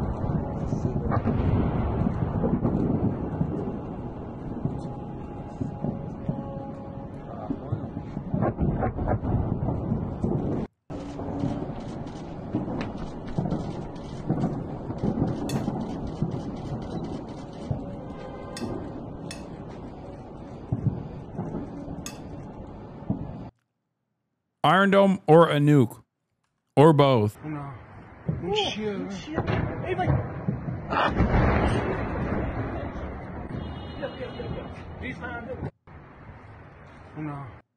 I find it strange that you would not tell anyone, in fact, that Iran is Hamas. No, Iran itself is even more. Iran itself is more Hamas than Hamas. Iran is the ultimate Hamas. So you don't have to say Iran is Hamas. You can simply say Iran is all of it. Hamas is Iran, if anything. Remember, Iran in and of itself is the ultimate enemy here in the eyes of the Western world. Well, right now, I may make more defined, but ultimately, the goal, I think, for Israel, and I think for the United States as well, is to present Iranian leaders with a choice. Either they remain in power or they give up their enrichment facilities. You can't have both ways. And I think what we are, today was the first good step toward realizing that goal. Well, Michael, Prime Minister Benjamin Netanyahu confirms more retaliatory attacks are coming to Iran. European leaders are calling for a de-escalation between the two countries. Is that possible at this point? It would be possible. I don't think it's likely. I think Israel has opened a corridor from western Iran into central Iran. That was the goal of many of the bombing raids today, was to eliminate all of Iran's anti-aerial defense systems, and is really now operate almost with impunity against these targets. So Israel has a tremendous advantage. And this is not just about the nuclear program. Keep in mind that this is a regime which for the last 46 years has pledged weekly, if not daily, to destroy us. And has not just acted, not just said those words, has acted on it. Has killed thousands of Israelis directly or through its proxies, through terrorist acts, both in Israel and against Israeli and Jewish targets abroad. This is a regime that's deeply, deeply committed to our destruction. And Israel has, of course, every right and indeed a duty to defend ourselves against this threat. And I think that at this point, having really displayed tremendous forbearance over the years vis-a-vis Iran, there's an opportunity now to make a regional change. Stakes here, Morgan, is a really truly a Middle East, a new Middle East, where Israel could have peace with Lebanon, peace with Syria, peace with Saudi Arabia. I hear some people making fun of his naturally occurring Levantine accent. Excuse me. That's racist and anti-Semitic. This is an organic accent that you can find in the MENA region and in the Levant in particular. Israeli civilians. Well, it's not just the Iron Dome, as I mentioned, it's these other systems as well. And who knows, maybe the United States is contributing too. They have three very advanced systems, the Aegis system, the Patriot system, and the THAAD system, as well as American aircraft that shoot down drones and shoot down rockets. So it is pretty crazy, though. Like, the mainstream media is just full tilt. Like, Israel has a right to defend itself. Israel was unjustifiably attacked. It's like Israel is the one who attacked Iran. That's normal, by the way. That's not. They killed all. They have like 400 casualties. They killed almost 100 people. And yes, these bomb shelters which we have. And it's so wild that like they're making it seem as though even when Israel attacks, Israel's still the victim. Pounds of TNT. That's not enough just to take down my building. It's enough to take down my neighborhood. So I am confident, but I'm not calm. Confident but not calm. Michael Oren, thank you for joining us. Thank you very much, Morgan. And we'll have much more breaking news coverage just ahead. Hasan not even commenting that America is the one actively destroying the Middle East. Lazy commentary. You're right. I've been repeating it over and over again, and you're right. It bears repeating once again. This is not just Israel destroying the Middle East. It is America destroying the Middle East. Yeah, what do you expect when these are the commentators? CNN's diverse stable of commentators tonight. Danny Danon, Jonathan Concoon-Crius, retired Lieutenant Colonel Jonathan Concoon-Crius, Amos Yadlin, former head of Israeli military intelligence. Danny Danon again. These get more play and more airtime on U.S. news than they do in Israeli television, dude. immediately the permanent contextualization begins, Iran last night. Yeah, Jake, and it was in the early morning hours of this morning, in the overnight hours, that people in Iran started telling us that they were hearing loud explosions in Tehran. It really seems as though in the first wave of these attacks that the Israelis carried out, most of them were actually apparently carried out by F-35 jets with obviously stealth capabilities, making it almost impossible for the Iranian air defenses to detect those jets. But another thing that we've also since learned from the Israelis is that they apparently had Mossad operatives on the ground, clandestinely acting there, and essentially putting together an entire drone base or drone bases with which they then attacked some of these Iranian Wait, you think they actually successfully took down F-35s then? Holy that shit. Were conducting these air raids. The Israelis later came out and they showed some footage allegedly showing these operatives on the ground operating somewhere south of Tehran near an Iranian base and allegedly taking out an Iranian missile system, but also taking out an air defense system of the Iranians as well. F-35s are so fucking ass. The Iranians haven't. How is the latest gen fighter so ass? How can it be taken out already? Like I said, when I heard one of hundreds of F-35s, no. There is no world where any F-35 should be getting taken out. Like, not even one. What are you talking about? It's the entire purpose of the next generation. It's the whole point. It's the whole point is that, like, it's supposed to not be targeted by existing defense weapons, chatters. What the do you think? Why do you think they go, this is the 5th generation fighting jet? Like, the whole purpose of the generation is so that none of the existing targeting systems are capable of bringing it down. It's supposed to be air superiority, air-to-air combat superiority, and also air superiority over surface-to-air missiles. If Iran is of taking down the F-35s this soon after its utilization, it's over. There is no fucking air superiority. Superiority does not equal invincibility. That's not what I mean. I don't believe that. Wrong. F-35 system was built to be cheaper than the F-22 while remaining passable. It's like, I was already shocked. It was already shocking enough when I found out that the New York Times reporting showed that even the Houthis were able to strike near an F-35 and almost take one down. That's incredible. That was an incredible admission. That means that Russia, China, and Iran can, take out F-35s. It's nothing. The Iranians have refused to attend the session scheduled for this weekend in Oman. And so now we're back into potentially a regional conflict of war, which is going to be very difficult to end. Well, you said that President Trump was pushing this negotiation, this process to stop Iran's nuclear weapons program. Axios reports that a couple Israeli officials told them that Israel had a clear U.S. green light to attack Iran, and that Trump's statements expressing concern about a potential strike was basically part of a deception campaign to lull the Iranians into a false sense of security. Do you not believe that? Well, I think there's a great deal of confusion about what the president was up to, but he was publicly saying that there should be time for further negotiations. We scheduled another meeting with our special envoy Sunday in Oman. We were still prepared to go. So I don't think this was part of a deception activity. I think this was generally on the part of the United States an attempt to see if there was a way forward diplomatically.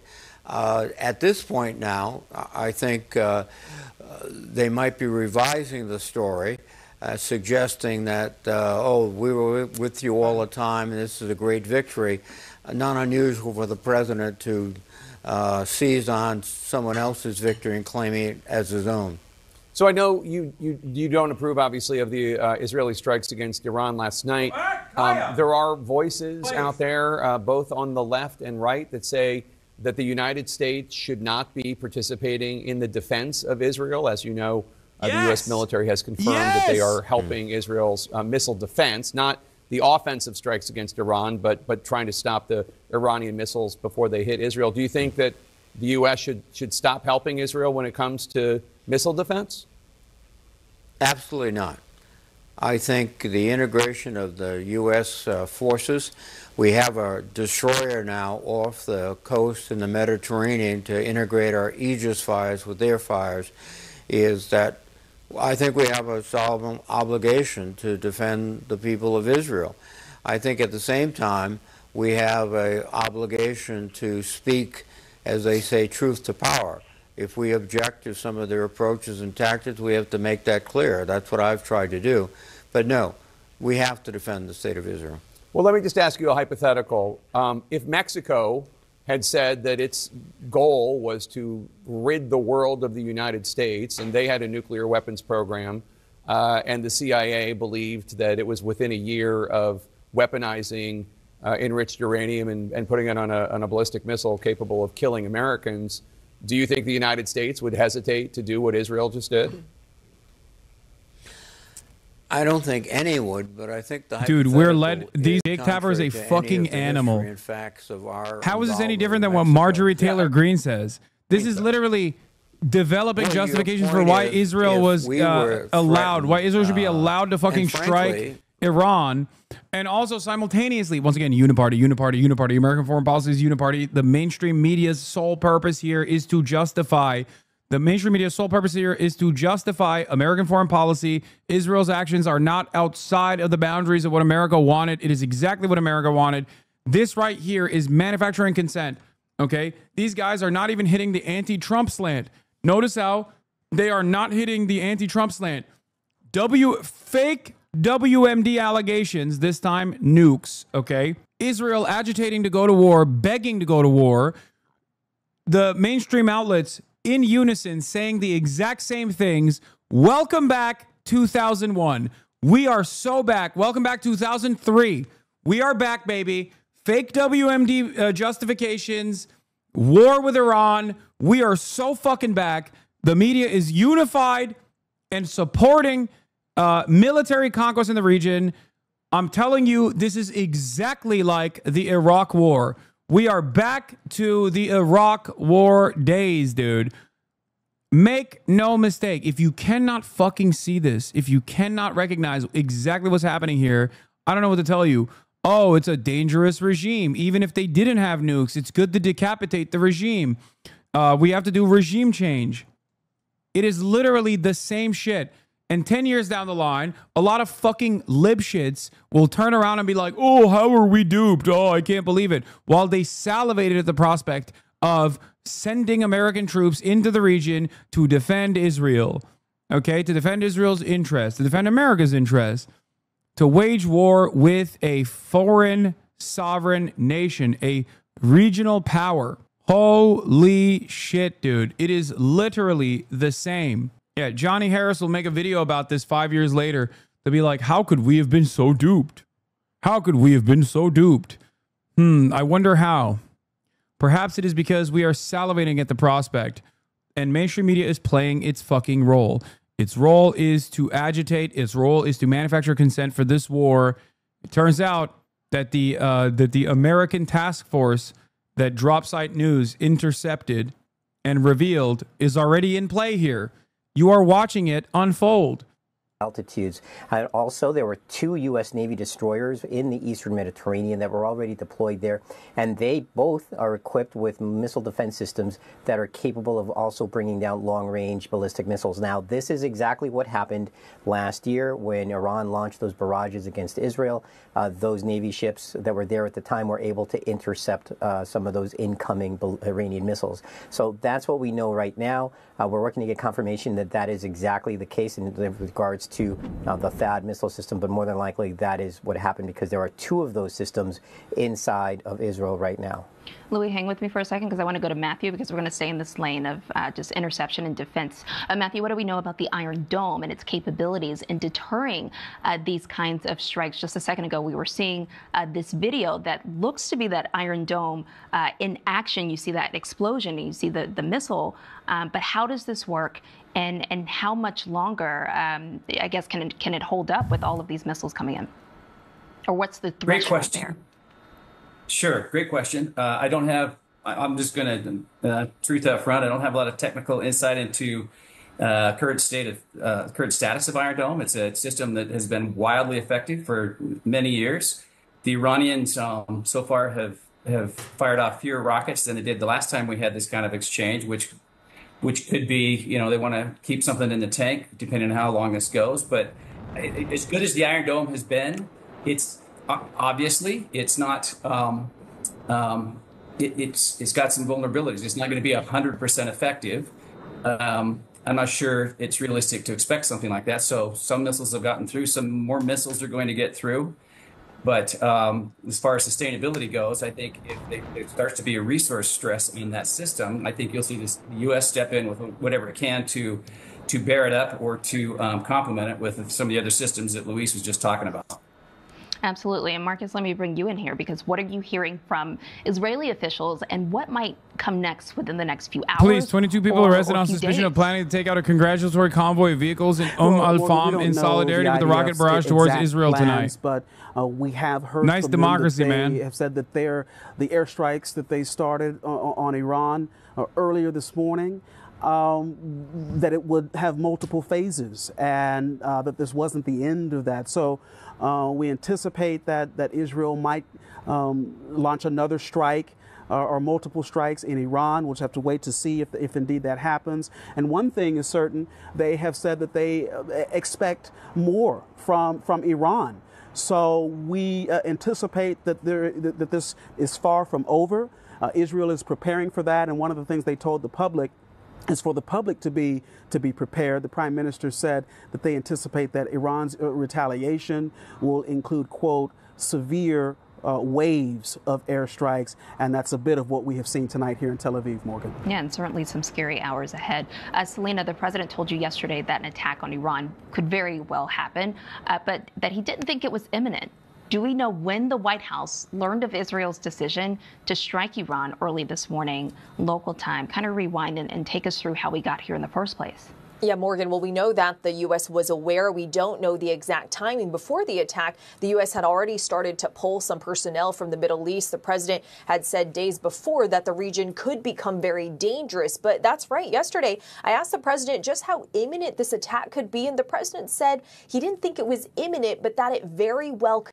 Yeah, by the way, it's like Israel is currently striking Tehran.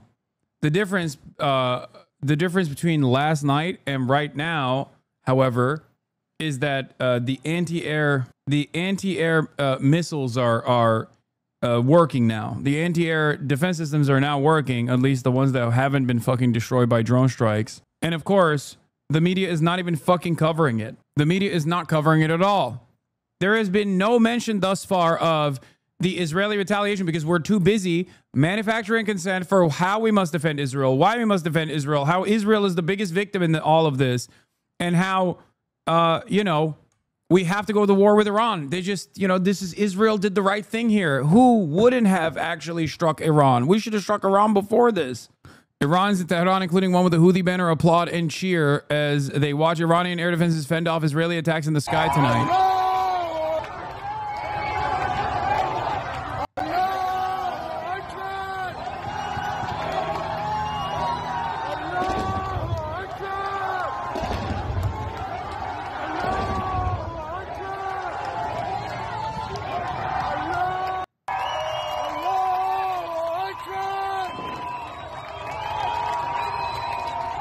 Do you think this will spiral out of control? What do you mean? It has already spiraled out of control. What are you talking about? Israel has officially announced its final ambition. This is the crown jewel. Iran has always been the biggest ambition for Israel. It's the most powerful regional power against Israel. And now, right at the precipice of the Knesset dissolving, like the controlling the controlling parties basically falling apart and ripping Benjamin Netanyahu away from power and potentially destabilizing Israeli politics for a little bit, Benjamin Netanyahu had to strike at the last moment that he could to kickstart the final conquest, the final ambition, the final solution to the Arab problem in the Arab Peninsula, the Muslim problem. The Iranians aren't Arab. We are here. Not a single Dem has made a peep about Israel getting hit. I'm surprised AIPAC is letting this slide. What do you mean?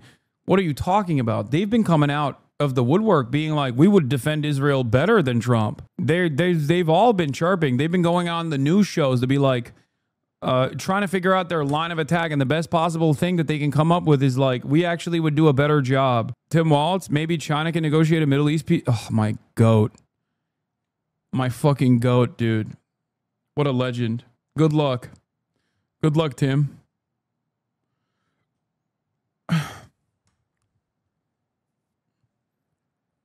Israeli attack on Iran. What can you tell us about that operation to take out Iranian generals and nuclear scientists as well? This was a comprehensive attack, Morgan. Not only we had anticipated that there might be some kind of attack on Iran's nuclear facilities, and that has taken place. We know that the Natanz was struck, but now we also hear that potentially other nuclear site locations will also be impacted. But the thing is that what was really most surprising was that there were also targeted attacks, missile attacks against senior leaders of Iran's military. Not political leaders, but Iran's senior military leaders, as well as some of their nuclear scientists. And the precision with which these attacks were carried out is really very surprising. Not only that, they also knew where to attack some of these military officers, so that they were in a group setting.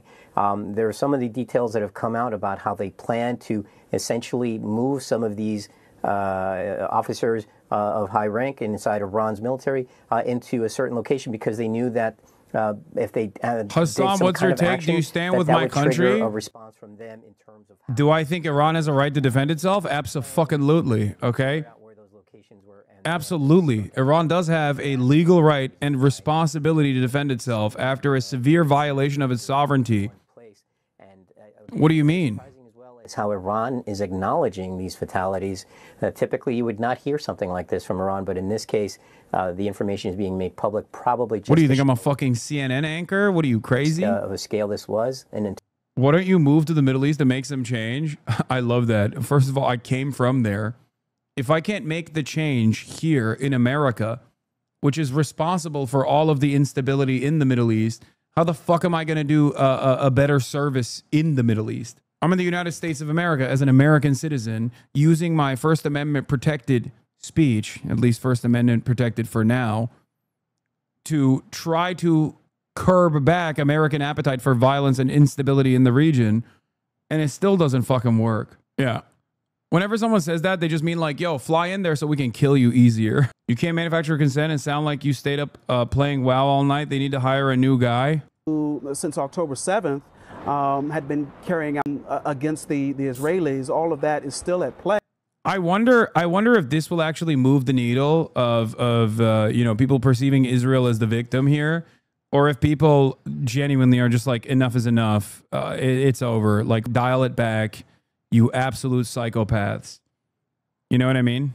Because this is ridiculous. This is actually ridiculous, dude.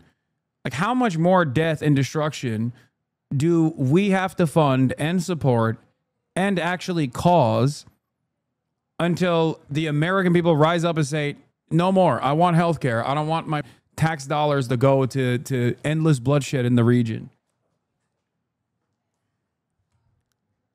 Like, I don't know. I don't know if this is a turning point again. Considering how much the media is screaming their unlimited loyalty and support to the state of Israel for once again bombing another country, while it is also currently doing an unlimited genocide of the Palestinian population in the Gaza Strip. With that breaking news this morning from the Middle East, overnight, Israel has conducted airstrikes on Iran. Now, that is raising fears of an all-out war in that region. Israel says it sent around 200 warplanes to attack Iranian military sites and its nuclear program overnight. Those strikes also killed several Iranian generals. Iran's supreme leader promised, in his words, severe punishment for this attack. Ramy Inocencio is following all of this. Ramy, this is a big, very scary story. What can you tell us? Yes, good morning. And strikes and counterstrikes are continuing today. Israel says Iran launched over 100 drones this morning, but Iran denies that while saying that Israel hit multiple new sites today. Israel's Prime Minister Benjamin Netanyahu has vowed more attacks for, quote, as many days as it takes to neutralize Iran. Roaring off to attack Iran, Israel says 200 fighter jets struck more than 100 targets in the capital, Tehran, and dozens of sites across the country in Operation Rising Lion, including Iran's heart of uranium enrichment, Natanz, with its thousands of centrifuges deep underground, said Israel's Prime Minister Benjamin Netanyahu. Iran has produced enough highly enriched uranium for 9 atom bombs. 9.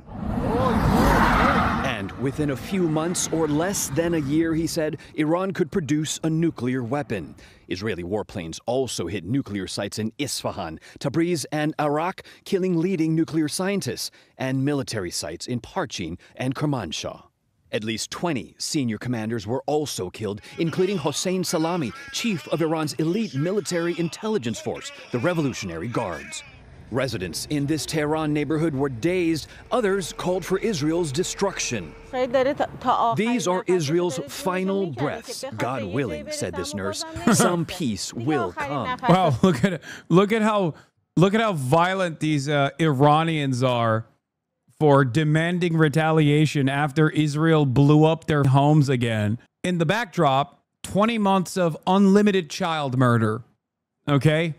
20 months of unlimited child murder in the Gaza Strip, which Israel is a belligerent occupier of. And Israel only has more and more appetite for more death and more destruction, more instability in the region.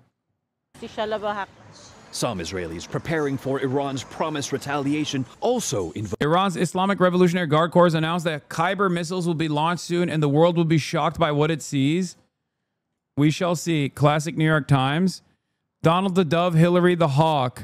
I have nothing to add, but this person is still a premier columnist at the New York Times. I mean, is that even shocking? Yeah, Hillary is a hawk, but so is Donald. The problem here is not saying Donald the Dove, Hillary the Hawk. The problem here is that the New York Times likes both Donald Trump and Hillary Clinton being hawkish. Israel had the courage to do what needed to be done by Bret Stephens. Oh, my God. Oh, my God. We are all bloodthirsty hyenas, dude. We are animals, okay, here in the United States of America.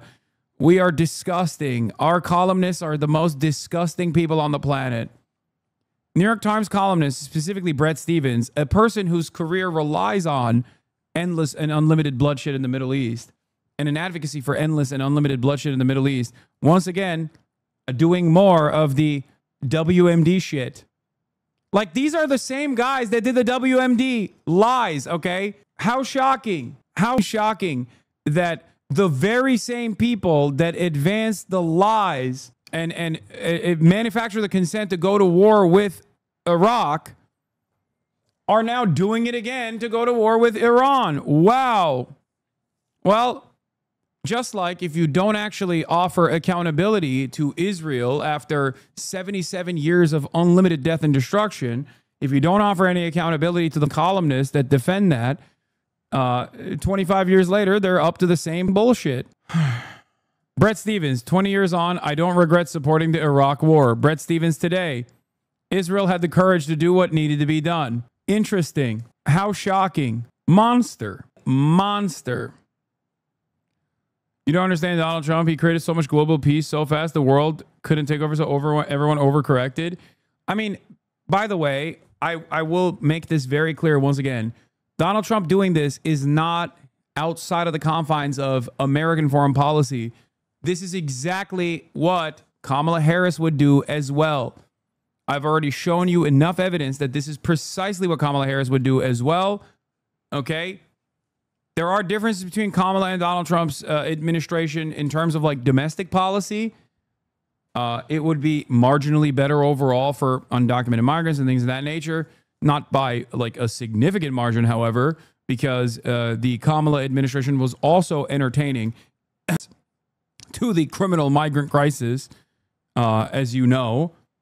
Having said that, in terms of foreign policy, it would be one-to-one identical. The only difference would be the communications. Donald Trump has a different style where he's brash, he's bold, he doesn't fucking hide the truth, where he'll just be like, yeah, I'm doing this. What the fuck are you going to do about it? The liberal administration, on the other hand, would be trying to manage and massage the narrative in the same ways that the Biden administration did. After the invasion of Afghanistan and Iraq, Bush approval shot from 30% to like 80%. No, that was after 9/11. In the absence of a 9/11 style situation, okay, God forbid, in the absence of a 9/11 style situation, going to war with Iran at the behest of Israel is going to only lead to an incredible amount of resentment, an incredible, unimaginable amount of resentment. Donald Trump ran on defending the world and defending America and being a peaceful dove. A lot of people that voted for Donald Trump voted because they were like, whoa, he's a peaceful dove. He's going to do peace through strength. If you think, listen, you trusted me already. Some of you did, at least, when I said, make no mistake, once the mass migration, once the mass deportation policies start happening in people's neighborhoods, they will realize that this is violent and unacceptable. And they will immediately show their distaste for their neighbors being ripped away from their families. When Republicans realize that Donald Trump is and his enforcement, his immigration enforcement means that, you know, their small businesses are going to lose their employees. Their farms are going to lose their fucking farmhands. The hospitality industry is going to lose all of the fucking employees that they hire. That they're gonna have militarized police forces in their neighborhood going door to door. They are going to immediately turn around and say, this is fucked up. And that is already happening. Donald Trump's immigration agenda is now in the red. Okay? The only reason why that happened is because Republicans realize what that looks like, and the Democrats realize what that actually looks like. The people that voted for Donald Trump started realizing that maybe this isn't the best possible thing to do. Maybe maybe we're not going after the rapist criminal migrants. And the same goes for a war with Iran. Okay? Americans do not have any appetite for a war with Iran. They do not. Right now, it's like 12%. It's a 90-10 issue. Republicans do not have an appetite to go to war with Iran. This is especially because of the way that they are framing this as like a defense of Israel, even though it's technically America's own ambition in the region. Americans do not want to go to war with Iran. So in the absence of a 9/11 style situation that universalizes the pain and makes every American fearful of like Iran, there will be no justification to go to war with Iran. And Donald Trump's already lowering approval rating will be in the fucking shitter, as opposed to George W. Bush having a high approval rating in the aftermath of 9/11, where there was a rallying around the flag. Incredible. It's another call to tell me that another friend of mine was killed in battle. I'm telling you right now, I'm shaking. We've lost countless of great men, and it's not even men, they're kids my age. I'm 23 and they're even younger than me. It's from 18 till 22, 23, maybe 25. People that could have been, you know, having their own families, living their best life, but instead they're killed in a battle in Gaza, in Lebanon. No, not the Nazis that wanted to fucking do a genocide. Not the 23-year-old kids who joined the Nazi forces to do a genocide in fucking Gaza or to do unlimited death and destruction in Lebanon, getting killed in the process. What the fuck? The horror. The horror. Why won't anybody think about the 25-year-old Rear Admiral General that died because he was dressed up, died after invading the homes of Lebanese women that they had massacred, wearing their underwear as Hezbollah sniped them because they love standing next to windowsills while smoking cigarettes. Think about these brave, beautiful 25-year-old commando admiral generals that are children and also hostages. Why? This was an innocent child general of the Israeli Nazi force. That's crazy. I am so sad. I am saddened. Yeah, you all laugh. You all laugh. But will you be laughing when your 28-year-old child, when your 28-year-old child general is kidnapped from a tank that just got done crushing the skulls of Palestinian orphans? Will you laugh? Khalil, no. That's what I say. Not so funny, is it? When you think about a general that was kidnapped from a tank, a poor hostage. Anyway, I don't know how true it is, but I saw somewhere the brother of the talking anime avatar Knox something that always criticized you died when opening a woman's drawer in Gaza and it was a booby trap. No, Nooks Taku or whatever, the VTuber that's like always fucking. Always, no. I mean, I think a relative of his did die, but I don't know if they died on October 7 or if they died invading Gaza. But I don't. But the other stuff I don't think is real. I don't know what happened. I don't know anything about this guy. I just know that he is really creepy and stalks other content creators. But now he's stalking me. Efendim, I pick you. Ne. Anne hadi git tamam evet. Yeah, I don't know what what happened to that person's family members. I think he at some point threatened me for saying he was a pedophile that watches animated child pornography. But then he realized that there would be a process of discovery where the courts would have access to his videos that he's posted, while also access to his hard drives, which would immediately be an open and shut case. Unprecedented attack on Iran. Israel is continuing to attack Iran, sending more missiles after attacks killed top military commanders and damaged nuclear sites. And in an address to the nation... This music is so cheery. All right, let's keep going with this. Vote God. God is always with us. We had no choice. We can't wait till they do something, then it'll be too late. And Iran now says it will not join nuclear talks set for this Sunday, but Steve Witkoff, President Trump's Mideast envoy, is still expected to go to Oman, at least for now. Iran's supreme leader has vowed severe punishment, and its military said that Iran would exact a heavy price on Israel and the United States for these attacks. Dude, right. California, what it is, makes America what it is.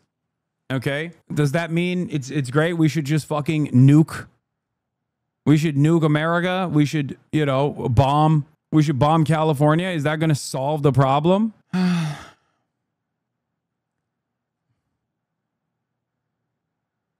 Are Iranians not Persian? No, Iranians are Persian. It's just these Iranians won't even say that they're Iranian. They'll say they're Persian. Great out of context clip right there. Iran is launching another round of ballistic missiles towards Israel, expected to hit in the coming minutes. New ballistic missiles launched. The IDF identified that missiles were recently launched from Iran towards the territory of the state of Israel. The defense systems are working to intercept the threat. You must enter the protected areas and remain there until further notice. Exiting the protected area will only be possible after receiving explicit instructions. You must continue to act according to Homefront Command's instructions. All right, we're back to the Tel Aviv skyline.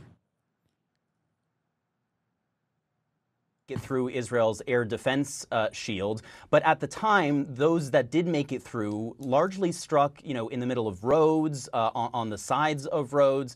they didn't really hit any buildings. And so Israel did get quite lucky back in October. And what we're seeing right now is a similar scenario, except this time we are seeing impacts directly to buildings, which is why we are seeing the number of... It doesn't seem like there's coordination with the U.S. this time. What are you talking about? Oh, you mean from Iran, like telling ahead of time that they were going to strike Israel? Yes. I mean, they're still saying that they're coming. Iran launches a third barrage of ballistic missiles towards Israel. The idea is, as of 1 minute ago. What the fuck? I'm effing again. Iran is launching a barrage of missiles at my ISP as well, it seems. What the hell is going on? Mini F. Hold the line. It's coming back. It's back. It's back. It's back. It's back. It's back. It's back. It's back. It's a little bit, okay? It's a little patchy every now and then. Calm down. Calm down. Calm down. Calm down.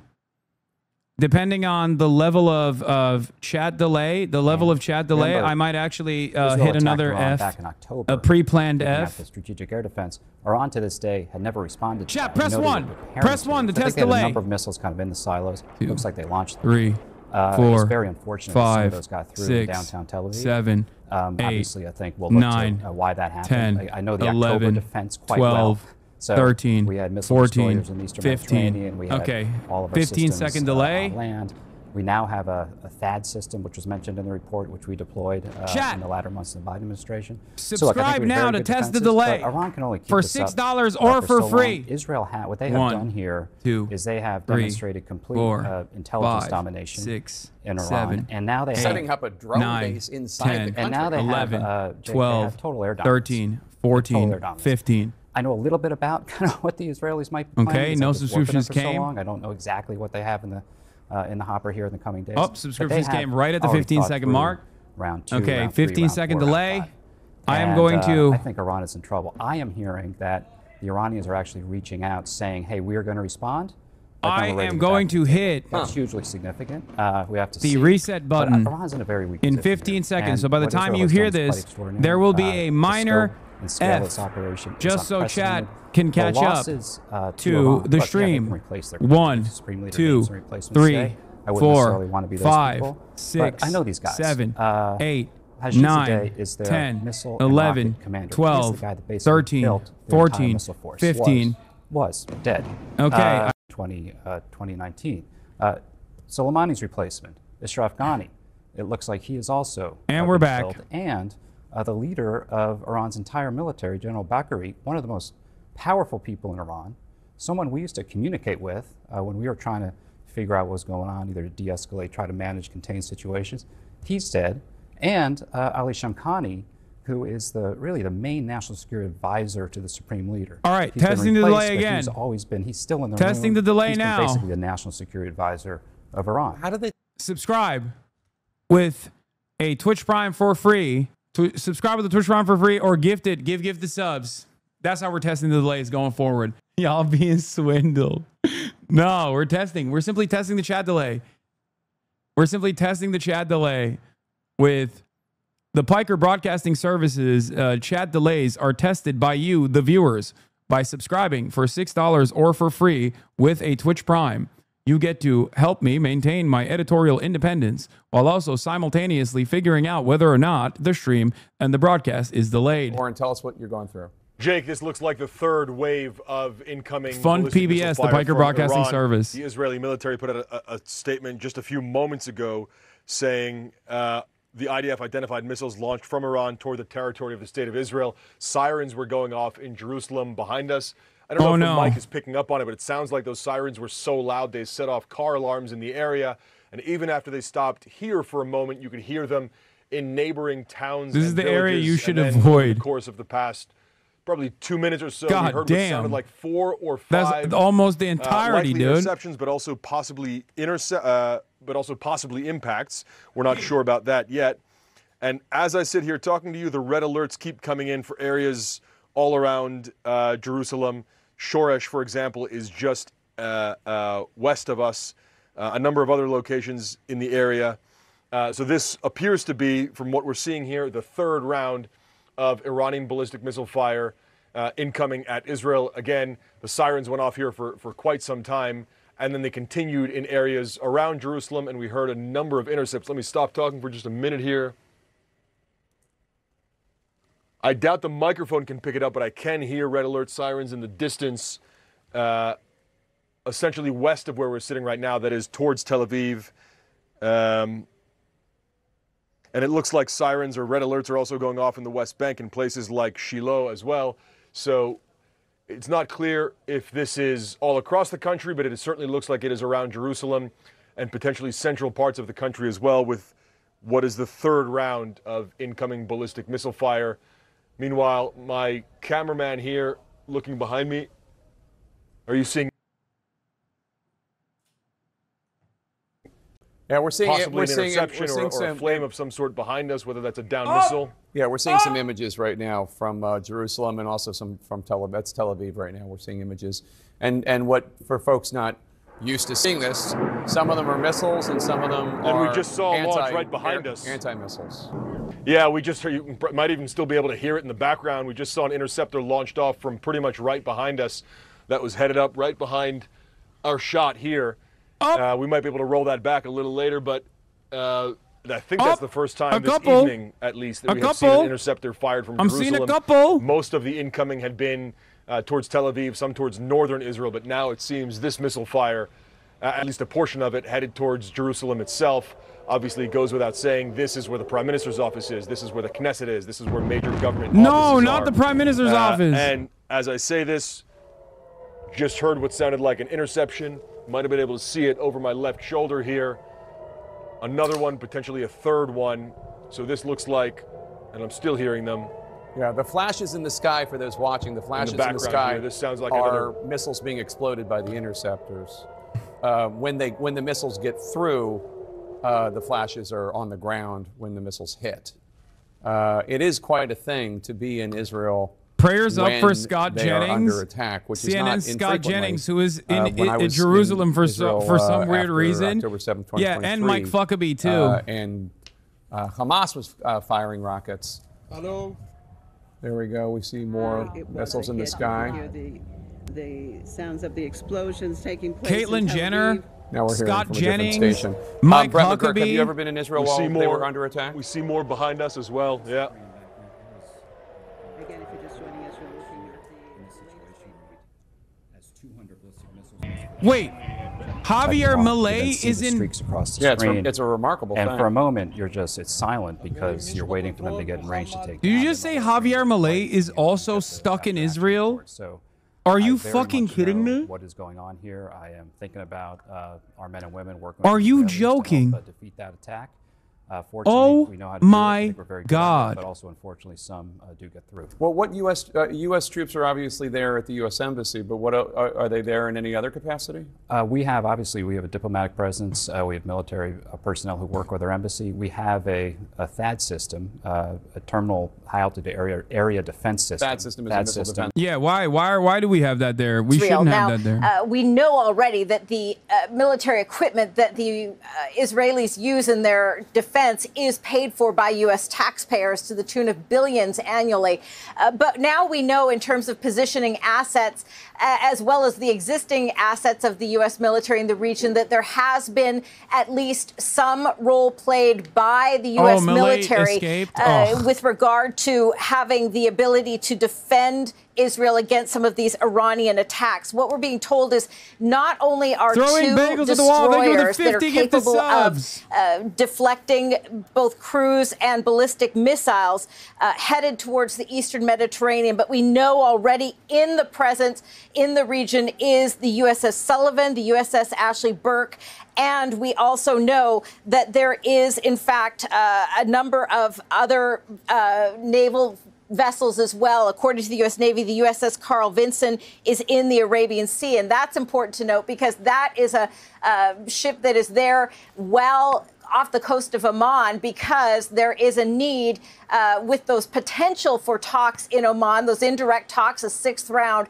that was something that was necessary for the commander-in-chief, to U.S. president, to make sure was there. And finally, we should also tell you that according to what we've been hearing here in Washington, the U.S. Army has also employed the THAAD missile defense system, again, in an effort to try and defend Israel against the attacks, the retaliatory attacks, which we understand has been in 3 waves of missiles from Iran. Very interesting indeed. Okay, Kimberly Halkett bringing us the latest there, reminding us that the US THAAD missile system is being deployed also in Israel, as well as the Iron Dome. I thought we weren't. I thought we weren't defending Israel. I thought we weren't collaborating with Israel. What's going on? I'm hearing. I'm hearing reports that American THAAD missile systems are defending the genocidal Nazi state. Strange developments all around. Security Council that the above-ground pilot enrichment plant at Iran's Natanz nuclear site. What's this? What's this? I'm hearing USS Burger is also defending Israel relentlessly and viciously. Outside the Natanz site has remained unchanged. USS Ashley Babbitt. USS Ashley Babbitt and USS Burger has been has moved in the direction of Israel in an effort to defend it. However, USS due Ashley to the impacts, Babbitt. there is radiological and chemical contamination inside the facilities at USS Kyle Rittenhouse. The type of radiation present inside the facility, primarily alpha God damn, those particles, motherfuckers are bro. with appropriate radiation protection measures. Well, meanwhile, the US has warned Iran that it should not target American infrastructure in the region. Israeli struck The on United Iran, States ignites was the Middle Eastern informed war. of the Burgles! strikes ahead of time. Thank you for the but 100 was gifted not subs. militarily And Anonymous, involved thank you for the 50. in these strikes. Our absolute foremost priority. Chatters, where are my missile US. autists? I need you. I need my missile autists right now. Are the super fast ones the Kyber missiles that they were talking about? Because maybe Iran isn't wrong, and it is actually shockingly fast. I need all the missile autists to come to the front. Stand up. Wait, oh, what the fuck? Oh! That one hit. That was, we just saw that one. That hit, right? I saw that up top right corner. Infrastructure in the region. Or these are... The consequences for Iran would be dire. Well, Gabriel Zondo is at the UN headquarters in New York. And Gabe, what more have we heard from the UN there tonight? Yeah, and that meeting from the Security Council lasted about 2.5 hours. We heard from the 2 main players. Let's get to that straight away, Iran and Israel. The Iranian ambassador to the United Nations calling Israel's attack on his country, in his words, barbaric, criminal, and essentially an act of war. He went on to say that the killing of military personnel and others in Iran were targeted assassinations. And he said, Iran will reserve the right and does reserve the right to respond even more at the time and place of its choosing, but said it will do it in the context of self-defense. Now, Israel's ambassador to the UN basically laid out the case in his view and in his country's view that they were taking action in his view of self-preservation for the Israeli states, claiming that they uncovered plans for Iran to strike Israel. And also said that his country waited for diplomacy to try to work, but they could not wait any longer. Of course, this flies in the face of the fact that there were talks scheduled, as Kimberly Halkett mentioned, this weekend between Iran and the United States. Those talks now very much in doubt, to put it mildly. Just briefly, though, I'll also mention several other Security Council members spoke. Pakistan's ambassador said that Israel's attack on Iran was morally repugnant ahead of the Iran nuclear talks over the weekend. China urged Israel to immediately cease all of its, in their words, military no, that's not new. That's the same one. adventurism.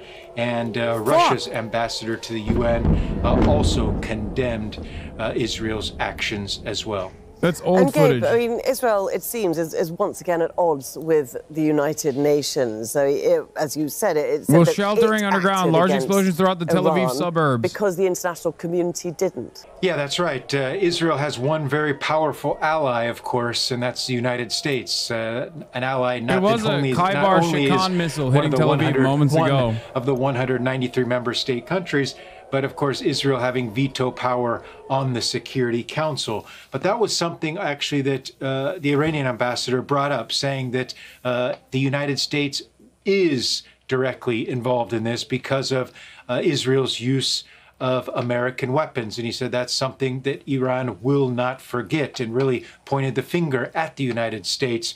But clearly, for the most part, the world really points the finger at Israel for starting this, and that's why we saw so many condemnations of Israel's actions. But now you're sensing, at least on the Security Council, Use the correct everyone's map saying, of India. take a step back. Map Because of India this is wrong. could escalate, and it Map is posted by Israel escalating, Defense Forces currently and could shows Jammu and spiral Kashmir very as much part out of control. In fact, Pakistan. it might already be, as some Map of India is council members wrong. stated. Now you understand Gabe, why just India finally, what do you remains make of the neutral. timing of Israel's attacks on Iran, because it's Not come much just we days, agree on, isn't but it, very after forward-thinking to UN correctly show nuclear Jammu watchdogs and Kashmir report as a that part of Iran, for the Pakistan. first time in 20 years, was found to be not complying with its non-proliferation obligations. India no longer Yeah, that's right. But I think lying that Israel in defense of probably would Israel. have launched this attack against Iran, or at least strongly considered it, no matter what the IAEA would have determined. I think that the fact that this comes just hours before another round of nuclear talks between the United States and Iran were scheduled to take place U.S. in Oman, Marine deployed really to Los Angeles carried out the signals first that, known detention of a this served civilian. multiple purposes, if you will, for Israel. As the Israeli ambassador said, it took out military leaders, military infrastructure, and the core of the nuclear program of Iran, according to the Israeli ambassador. But it also potentially now derails. I call on everyone to join me in unison to demand that Caitlyn Jenner drive around the streets of Tel Aviv right now. Okay?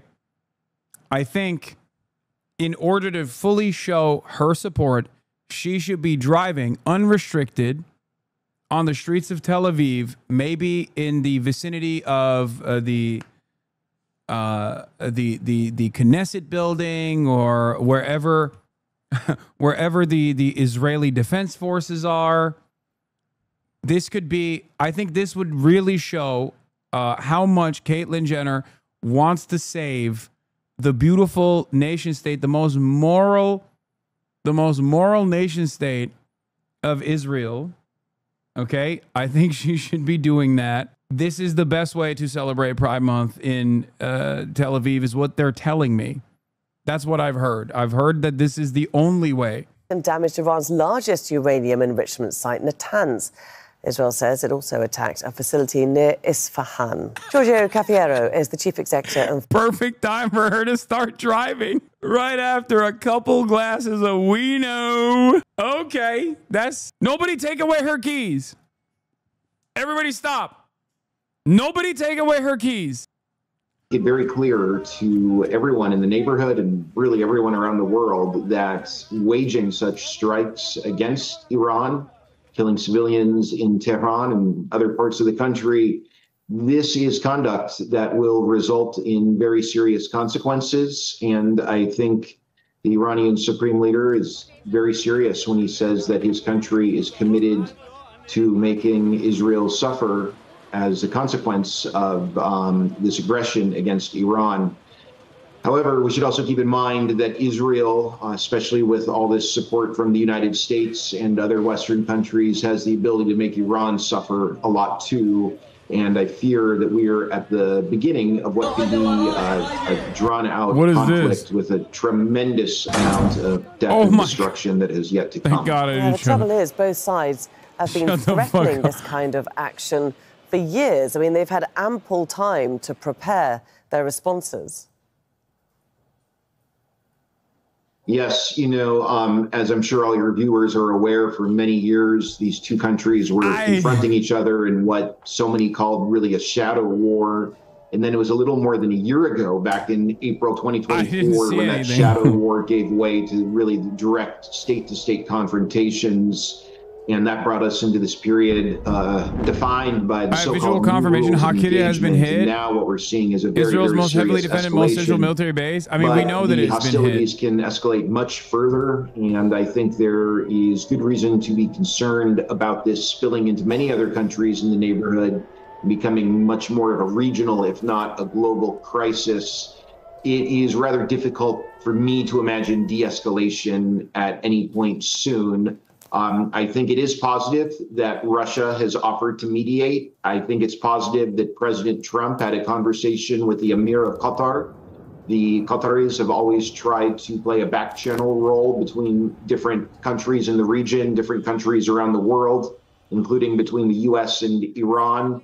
And I hope that some of these back channels can create an opportunity for some dialogue and some diplomacy. Okay, it doesn't seem like anything's happening if we're being De-escalating the real. hostilities, but to repeat, I'm not very optimistic about any de-escalation right now.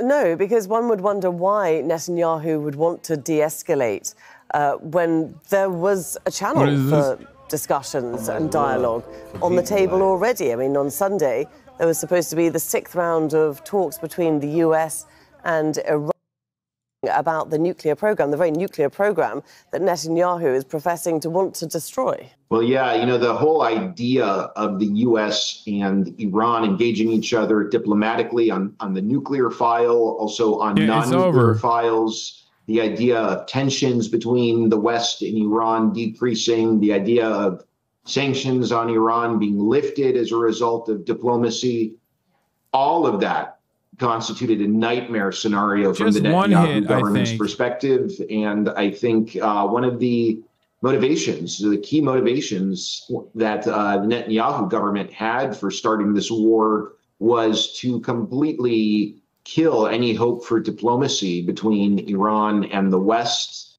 I hate how some Democratic candidates have actually been calling out Israel's genocide in Gaza, are now saying it's both Israel and Iran are attacking each other. Super disappointing. Yeah, I saw that. Kat Abu Zalek had a take about it where she was like, Israel attacking Iran is fucked up, and so is Iran attacking Israel. And it's like, I'm sorry, there's no parity here. You know what I mean? There's literally no parity. It is a fucking sovereign nation state. It is a sovereign nation state that was attacked by America's attack dog while it is in the fucking process of doing an ethnic cleansing campaign. So we're into a very complex moment here with the Trump administration. It's ridiculous. Trying to suggest perhaps too late a completely unprovoked attack amidst Iran's best attempts to try and negotiate with the fucking animals that are the American government and the fucking animals that are the Israeli government. Completely ridiculous. There is no defense for this, and you will never, unfortunately, it is an indefensible position for Israel, and yet, as expected, the American media is giving full-throated defense to Israel. Okay? It's crazy. Continue to try and get through air defenses, but at a startling moment, frankly, changed dynamics in the region, Jake. Kylie, President Trump says that Iran needs to make a deal with the U.S., quote, before nothing is left. He also told CNN's Dana Bash that Iran should have listened to him on April 12th when he gave the 60-day warning to make the deal. It's disappointing. My expectation isn't like American politicians or American candidates being like, you know, talking about how may Allah guide the Iranian rockets or something. You know what I mean? I'm not fucking saying that. I'm not demanding that. That'd be ridiculous. But at least like keep your fucking criticisms to Israel alone, which is always the responsible party. And it is certainly the responsible party here. You know, it's fucking ridiculous. Like, what are we doing? Chuck Grassley, oh, my favorite poster. Iran was about to get 2 nukes last night. Israel acted to protect itself, but its action helps protect U.S. because Iran says death to Israel, death to America. My favorite poster, 92 years young, baby. They were literally 1 second away. Israeli police tell me 1 woman was killed and at least 20 people were wounded in the suburbs of Tel Aviv where a ballistic missile hit a residential building. Into this building. This entire block has been destroyed, and there are currently crews that are going through all of the rubble. Every once in a while, they tell people to be silent. They are looking for survivors. It's crazy because, once again, Iran doesn't have the same precise targeting capabilities that Israel has, because Iran doesn't have access to the airspace near Israel in the way that Israel has access to the airspace above Iran.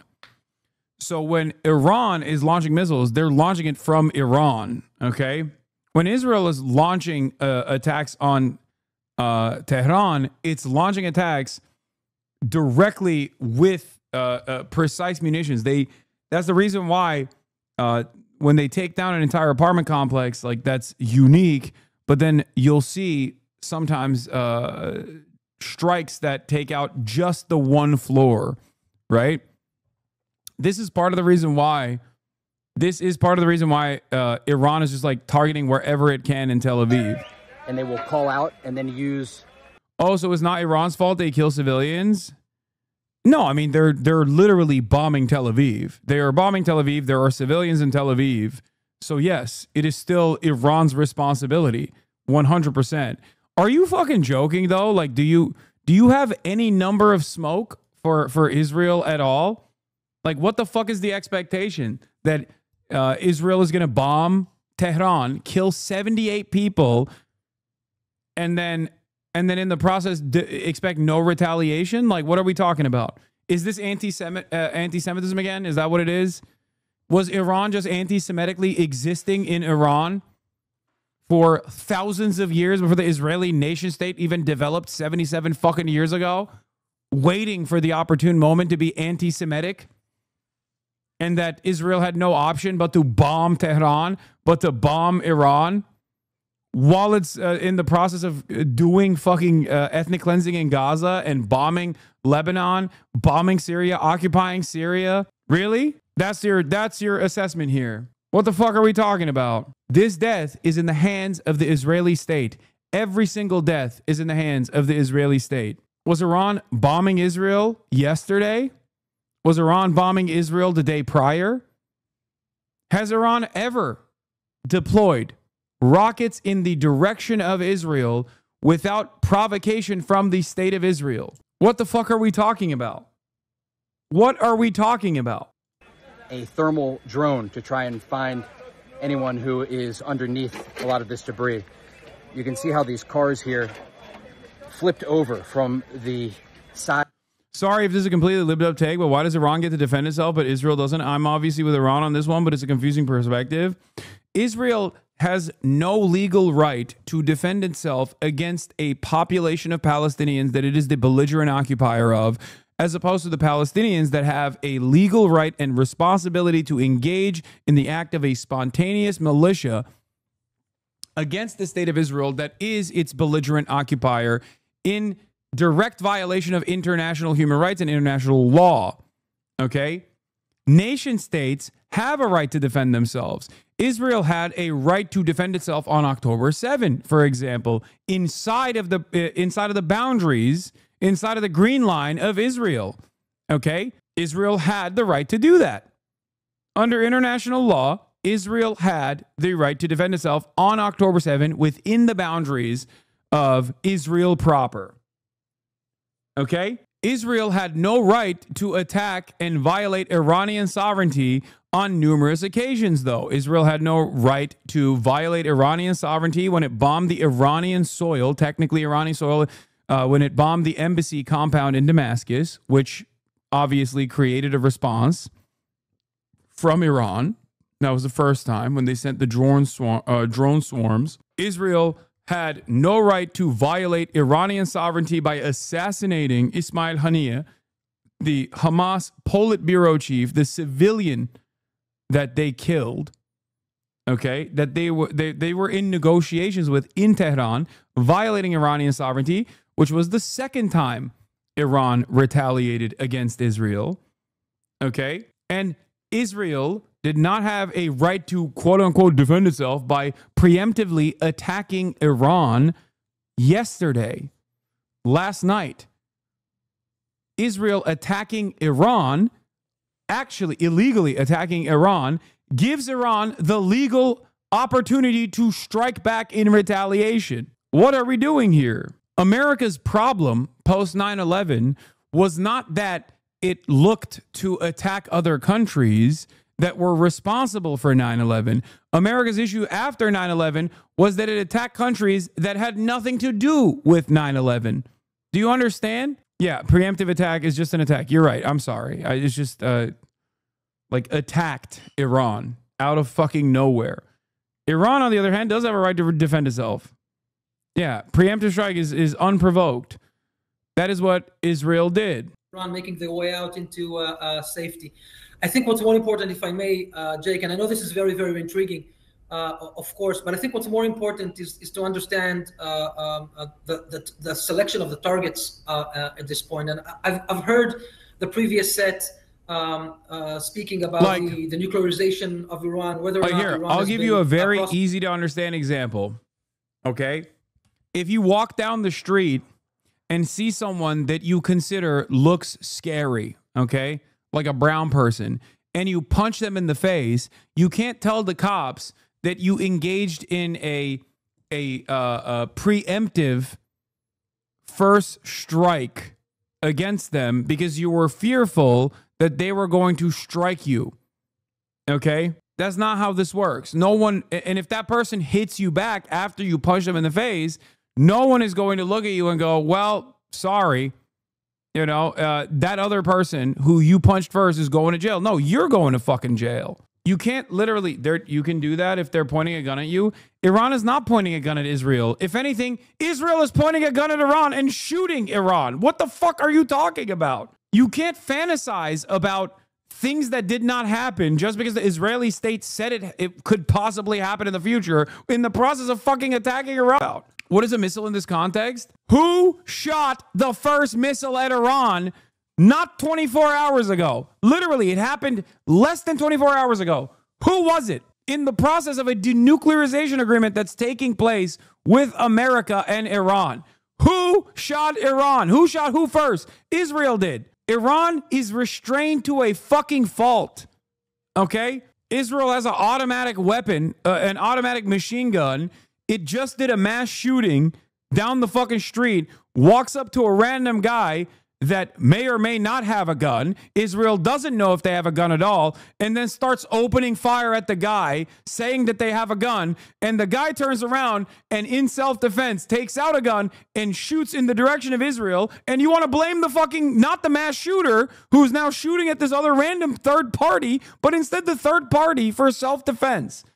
That's your fucking justification. Your analogy doesn't fucking work. If you want to add a gun to the analogy, it's still Israel having the bigger gun and using it on a fuck ton of people. Israel just blew up a fucking orphanage with an automatic machine gun, walked outside, and there's a guy that said, whoa, whoa, whoa, are you done justifying the nuclear threat? The real nuclear threat is the country with nukes that is doing an ethnic cleansing campaign, and it is not Iran, you fucking moron. Your fears that Iran may get a nuke tomorrow doesn't justify killing a bunch of Iranians in Tehran. You just tried to Zimmerman Israel. I know. Feds are working overtime. No, that guy's just a real in the wild dumbass. There's going to be more dumbasses like this, though, because obviously the media, the media doing fucking full-throated defense for Israel is for this reason, so that dumb fucks know what to say to piss other people off or to defend the American foreign policy in the region. That's why the media is doing this. What do you think? There's a reason for why the consent manufacturing factory is going full tilt, defend Israel at all costs, Israel small bean, Israel victim, even when it's the perpetrator. Say this about Ukraine not having nukes changes dynamics when you have no deterrence. I mean, I do say this about Ukraine not having nukes. I say it all the time. I famously, the HasanAbi nuclear doctrine stems from me saying Ukraine should have never given up its nukes. If Ukraine kept its nukes, even though they were controlled by Moscow, those nukes would have given it the sovereignty that it needs. Why did they give them up? They didn't have the launch codes. Russia had the launch codes. And they also gave it up because they had a security assurance that they got, which doesn't really mean anything, as you have seen. Hey, guys, please pray for my brother. He was at a bar and walked up to a guy and punched him in the face, and he could really use your prayers right now. His brother, the most moral man. It's so funny that Benjamin Netanyahu has been saying that Iran is going to get nukes any moment now, any day now, for like 30, 40 years at this point. And ironically enough, if Iran did have nukes, Israel wouldn't be able to fucking bomb it like this. So clearly, Iran does not have nukes. Significant setback for the Iranian regime, but it doesn't mean that it would create the kind of paralysis or regime implosion that Israel is seeking. And what will Israel be looking for from the US, do you think, in the coming days? Well, I want to congratulate Israel on its mostly the peaceful US bombing to allow of this Iran. to go on as long as possible, and eventually maybe even join in the fight. I think the objective is obviously way beyond just defanging Iran's nuclear program. It is aimed at destabilizing the Iranian regime. In the best case scenario, it would result in the collapse of the Iranian regime and its replacement with a political order that is not hostile to Israel. But even in a worst case scenario, it would result in internal chaos, maybe civil strife in Iran. Let's remember that Iran has all the fault lines that existed in Syria, in Yemen, in Libya, in Lebanon, in Iraq that led to internal conflicts. And so Iran is vulnerable to that if the central government is weakened, and given the degree of mismanagement and mistreatment We're rolling in the live coverage, so I'll post more when I has had can. of its minorities. But there's a massive amount of damage in the suburbs of Tel Aviv and a few blocks. They're still digging through the rubble looking for survivors. At least from the perspective of government. The irony is, if Iran was like Israel, they would double tap. That's what Israel does. They blow up a building, okay? They blow up a building, and when the fucking first responders get to the building, they strike it again and kill the first responders. Of course, Iran can't do that. It doesn't have the capabilities of doing that, but just understand that to understand the true depravity of Israel, let's use this existing example where Israel is, for once, in the crosshairs of the bombing and not doing the bombing itself. Here, Alonzo. Time for my regularly scheduled unpopular opinion regarding Israel-Iran missile warfare. Once Israel's aggression is over, an Iranian armed retaliation unconnected to the original attack is equally unlawful. What? Notice here, unconnected with an attack, though. If Iran attacks the Israeli Defense Ministry as a means to cripple Israel's capacity to launch further strikes, that would be legal, but they have to say it. No, that is what they said. No, he's right. That is what they said. And for the record, it doesn't even fucking matter because Israel didn't actually limit its striking capabilities to like military targets anyway. And Israel doesn't have a right to fucking target. Israel does not have a legal right to target Iranian soil out of fucking nowhere. Okay? Not that international law matters at all, obviously, because if it did,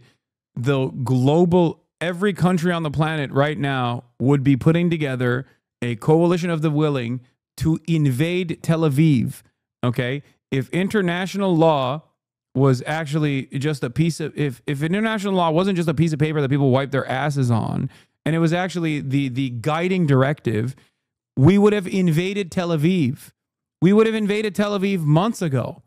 Every nation on the planet, every Western liberal democracy, instead of funding Israel's genocide, would be invading Israel to stop it militarily. But of course, international law means nothing. To make sure that they actually clamp down. And if you want to understand why it's dangerous that international law means nothing, look no further than what Russia is doing in Ukraine, where there is someone outside of the field of influence of the Western world, basically violating international law all the fucking time. Okay? That's what happens. And it's even Iran bombing Israel relentlessly would be if they had the capability, which they don't, but if they had the capability, that would be one of the other reasons why collapsing international law is a dangerous predicament.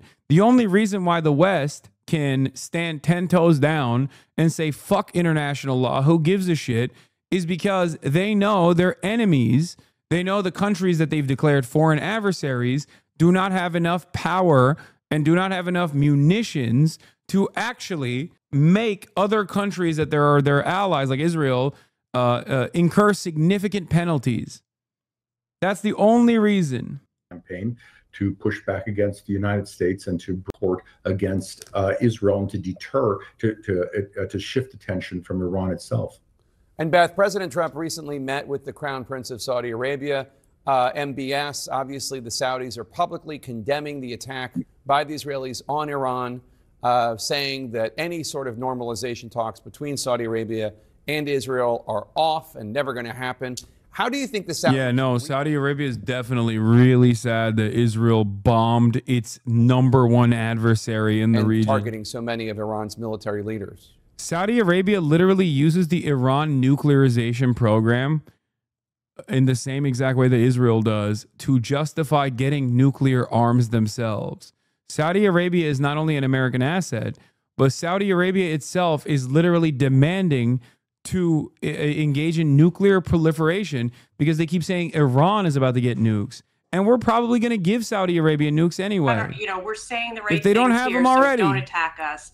And then they're also quietly, almost certainly helping in terms of the radar coverage and the efforts coordinated by CENTCOM to protect Israel. Beth Sanner, Norman Rule, thanks to both of you. We're continuing to follow the breaking news out of the Middle East. Meanwhile, back here in D.C., final preparations are underway for tomorrow's massive military parade. Wow. Oops. Sorry about my shine. The fuck? Israeli medics say at least 40 people have been injured in Iranian missile strikes. Still make a deal, or has he been so weakened by the attacks that, as I said to you earlier, it seems this image is like the HasanAbi broadcast in a nutshell. Israel didn't just bomb the nuclear program, it bombed the moderates in Iran. Israel has a military superiority thanks to the United States. You could also say it's not Israel. Yeah, the Likud run, terror run, Likud run health ministry says 40 casualties so far. I call into question these fatality reports, the casualty reports.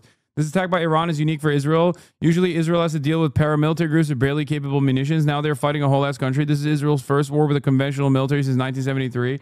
And even then, they have a tremendous upper hand. Remember, the Iranian Air Force can't fly over fucking Iraq to deliver precise munitions to Israel. Okay? Whereas Israel can do that to Iran. This is important to take note of. Iran does not have the same level of defense capabilities that Israel has.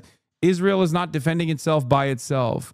Israel is defending itself with the entirety of the Western world and all of its fucking military prowess backing Israel, both in its offensive capabilities and also in its defensive capabilities. All of the other countries in the region, including the Arab countries, are also working to defend Israel. What? In any way, air-to-surface missiles from Iran couldn't get past the Iron Dome? Their only capability is ballistic missiles anyway? That's a bad argument. Wait, what? No, I mean, the Iron Dome is... When I say Iron Dome, I just mean all of Israel's defense capabilities. I don't just mean the Tamir interceptors. The Khaibar Shikhan is an Iranian solid-fuel medium-range ballistic missile, 11.4 meters long, 76 meters in diameter, weighs 6.3 tons, with a 550-kilogram warhead, a fast and intense explosive type. It is a definite operating radius of more than 1,400 kilometers. The missile can reach speeds of Mach 4 to 6 before leaving the atmosphere. The velocity of the warhead at the moment of impact is estimated to be at 2 to 3 Mach. This hour, Iranian missiles have been hitting targets across Israel, including Tel Aviv and Jerusalem. No, Israeli live cams are not down. There's just no more. These are extraordinary scenes and sights and sounds that we heard. I will say, Iran's attacks are not... I don't think Iran's attacks right now are limited because of restraint. I think it's limited because they just don't have the capabilities. I will say that. What I'm also shocked by in this, the Iranian response is that last time Iran did this, they also, I think, activated on the ground sleeper cells too. Because if I recall, there was there was a terror attack that took place simultaneously, and this time they have not done that. And I don't know if it's because they're waiting. I don't know if it's because they're waiting or if they just don't have any capabilities. Yeah, bus attack. Al-Mayadeen confirms that Iranian missile hit a nuclear research site in Tel Aviv, and the Hebrew media reports it too. Yeah, there's nothing. Sahad English reports that Israeli gunboats opened fire on tents along Gaza seashore. New footage of the aftermath suggests at least 4 people killed and 10 wounded. Listen to the voice call from reporters below.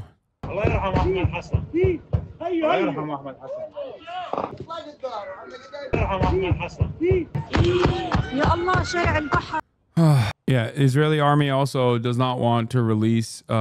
We stress the need not to publish or share attack locations. Israeli army, we stress the need not to publish or share attack locations. They are actively trying to suppress the damage in order not to cause disruption or chaos, in order not to freak people out. All had heard that Trump was agitated all around, all in all, and in a call with Bibi told him not to, but also described as a green light and a red light.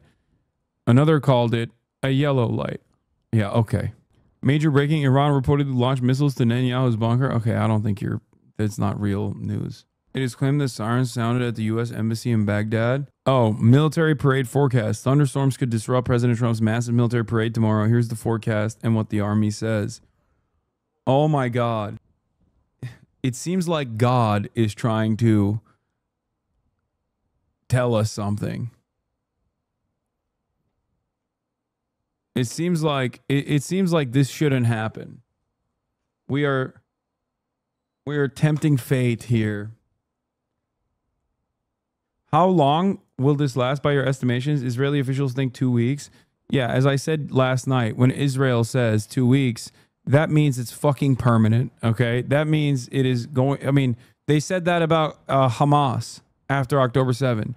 Russia said that about Ukraine. It was supposed to be a 2-week-long military campaign. American officials under the Trump administration said that about COVID. So whenever someone says, oh, it's just going to last 2 weeks, about 2 weeks, know that it's going to be a lot longer than fucking 2 weeks, okay? You know, various places have various numbers here, but we can tell you this. The top-ranking military officer in Iran and the head of the Revolutionary Guard Corps are among those killed. Israel also says it also struck 2 of Iran's nuclear facilities themselves, Isfahan and Natanz. Natanz is the site at the heart of Iran's nuclear ambitions. We saw massive flames there. The head of the IAEA says Israel destroyed Iran's above-ground enrichment plant at the site. Of course, a lot of the facilities there are so deep underground that you can understand why this is going to continue if annihilation of the nuclear facilities is the goal. The Israeli spy agency, the Mossad, releasing this video of what they say are their agents smuggling weapons into Iran well ahead of the attacks, which would show, obviously, meticulous planning and forethought. We've got much more on that part, the covert operation that went into this ahead, a special report. But at one point, the IDF posted on its social media site today, all of Israel is under fire as Iran retaliated. Iran claims this is just the beginning of what it says will be a crushing response. President Trump says he was aware of Israel's initial attack before it happened, although Marco Rubio has taken great pains to signal to Iran that the United States did not assist, something Iran has made clear it does not. That doesn't look real, chatters. On the ground in Jerusalem to begin our coverage. And when I say begin, Oren, you are in the midst of an ongoing developing situation, missiles coming in just moments ago to where you are. What is the latest you're learning? Well, we were sitting here just about a half an hour ago when the sirens were going off, not only in Jerusalem, but in the entire surrounding area. And based on the red alerts we kept on getting into our phones across much of the country, we saw red alerts in Tel Aviv, in Beersheba, in the north as well in some places, as well as the occupied West Bank, with the IDF saying just moments ago that there were dozens of missiles that had been launched from Iran toward the state of Israel. Some, quote, some of the missiles were intercepted. We saw interceptors fired off from right behind us here where we sit in Jerusalem. And I should note that what we look out on, which is generally southward facing from where we sit, is Israel's Knesset. We saw both interceptors launched close enough that it was quite loud here behind us, as well as what appeared to be interceptions themselves, and then falling shrapnel. It's unclear if any of the missiles that we were able to see got through. But over the course of several minutes, we heard the loud explosions of several intercepts. We heard red alerts, the siren warning going off west from where we're sitting right now, and that extended for a period of several minutes. It wasn't all that long before the Israeli military gave the heads up that people could leave shelters and that the warning to be right next to shelters had been lifted. It was quite dramatic what played out in the skies, not only behind us, but also in the skies over Tel Aviv. We're waiting for reports from Israel's Magen David Adom, that is, it's effectively its Red Cross, on whether there were... What is this? Sorry to be that person, but why do American citizens care? We never interfere in other countries' nonsense. Dude, you cannot be here for 12 months. You cannot be a 12-month subscriber and literally fucking think that this is not our genocide and this is not our fucking vision for what must happen in the Middle East. This is a joke, right? Thank you for your support for the past 12 months, though. The Piker Broadcasting Service is funded by people like you. Whether you watch me on mute or watch me with full volume, the reason why the media is covering it in real time like this is also, once again, something that I described.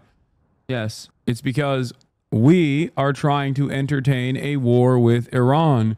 And in order to justify invading Iran, we have to make Americans feel like we got ample cause to go to war with Iran. And with you, of course, as this is ongoing, as those sirens come on and missiles come in and it back and forth, obviously, as you say, certainly a war of the air. Oren, thank you very much. Live in Jerusalem tonight. I want to go straight to the IDF international spokesperson, Lieutenant Colonel Nadav Shoshani. Lieutenant Colonel, I appreciate your time. Obviously, you join us as well from Tel Aviv. Oh, my God. This evening or in the early hours of Saturday. We understand there's been just another wave of missiles launched from Iran against Israel. Iran promising a long night. And, of course, where you are, it is only 2 o'clock in the morning. So do you expect, from what you can see, many more missile barrages from Iran through these next few hours? Well, hello, Aaron, and thank you for having me. Yes, we understand when we are approaching Iran and the Iranian regime. Oh, no. Thank God it fucking ended. This operation that really... What the fuck? Do we have another link for CNN chatters? Targeting not only residential areas, they are targeting military installations. And this is expected to escalate because they have advanced missiles. We have seen them provide the Russians with these very missiles that they are using against Ukraine. Now they are using these advanced ballistic missiles to target Israel. And but again, it's not despite perfect. the fact Even that when it's 80 or 90%, if 100 missiles are coming over, that still means there's going to be hits. But we're doing it because we have to. We're not doing it because we didn't think there's going to be any retaliation.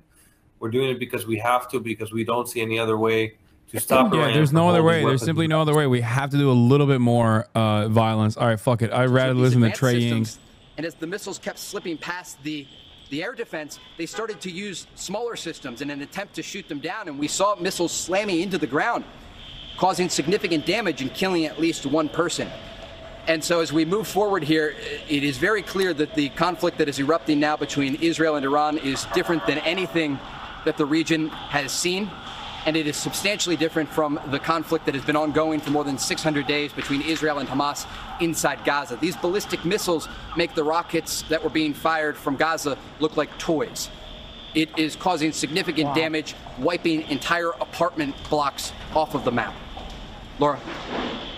Trey, thank you. We'll check back soon. We really appreciate it. Stay safe, my friend. All right, as Iranian missiles do rain down on Israel, how will Israel respond? And will the United States be forced to get even more involved? Here with me now is Christian Whiten, former senior advisor at the State Department under Bush 43 and Trump, and Ambassador Nathan Sales, former coordinator for counterterrorism under Trump. Mr. Ambassador, let's start with you. I don't believe this. What would be the catalyst for the United States to get more involved? We're obviously offering support. We have our ships in the region. And what would that response look like? Well, Laura, I think the United States is playing a supporting role right now for Israel. We're helping them take down as many of these incoming munitions as possible. But this is a war between Israel and Iran, with the United States playing a supporting role. And we want to keep it that way. President Trump has been very clear. He wants to preserve a path to a negotiated settlement. I don't see the United States deciding to intervene on our own. Now, what could change the calculus is if Iran does something really stupid and decides to start taking shots at American diplomats or American soldiers in the region. The Supreme Leader would have to be catastrophically dumb to make a decision like that, because Donald Trump is not going to sit idly by while the Islamic Republic of Iran is taking shots at our people. The question for most people who have been observing this nightmare in Iran and getting closer and closer to nuclear capabilities, Christian, is how much will this attack by Israel, multiple attacks, how much will it have degraded Iran's capabilities? Obviously the leadership, military leadership, but the actual nuts and bolts of its nuclear program. What are your thoughts tonight? That's the key question. Israel previously wiped 2 nuclear weapons programs off the map in the Middle East, in Iraq in 1981 and in Syria in 2007, both timed by destroying single nuclear reactors. Iran's system is much more diffuse, a lot of more facilities. That's why the United States may have to get involved. We are essentially at war with Iran already. They killed a bunch of Americans. Their proxies did in Israel. We're shooting down their missiles right now. And hopefully Israel has the targeting capabilities, the persistence to get through this and do everything they need to do to really destroy all of the centrifuges, go after all of the engineers, all the people involved in this, to really set back this program indefinitely. But if they can't do it alone, I think we need to realize the United States, I mean, Iran thinks they've been fighting us since 1979. It might be time we get around to recognizing that fact. If this turns into a war of attrition, could this not backfire on Israel? Yes, it absolutely would. At the point of a war of attrition, Israel loses. Iran is much larger. Iran has tremendous capabilities. Israel does too, but a war of attrition will not happen without America entering the fight. Because without the United States of America, it's over. Houthi spokesman giving advice to Iran to adopt something similar to the Yemeni strategy. Limited but continuous strikes against Israel to deny its people a sense of security and keep them inside shelters in perpetuity, exploiting its aversion to casualties. The Zionist entity has a great capacity to withstand material losses if it does not suffer human losses due to its concern for providing shelters.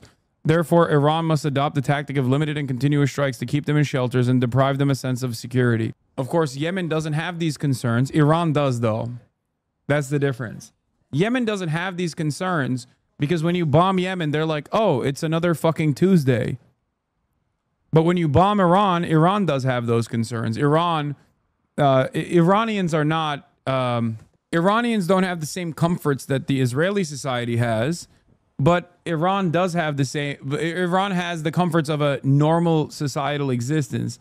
They're not like the Yemeni population that has only known death and destruction. That's called terror tactics. Yeah, fucking no shit. What are you talking about? It's terror tactics. Okay, that's literally what Israel has been doing. What are you talking about? Like, do you think it's only terrorism when it's fucking people that you have declared as human beings? Is that what it is? No, at that point, it's not terror tactics. It's fucking war, where there is a glaringly obvious asymmetry between all of the most powerful nations on the fucking planet in unison attacking a country that is declared a foreign adversary. Yeah.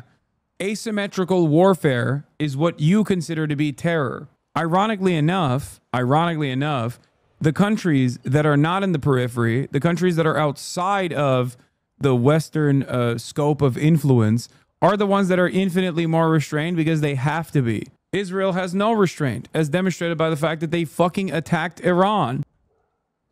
It's crazy because while this is happening on U.S. soil, U.S. Marines have carried out first known detention of civilian in Los Angeles.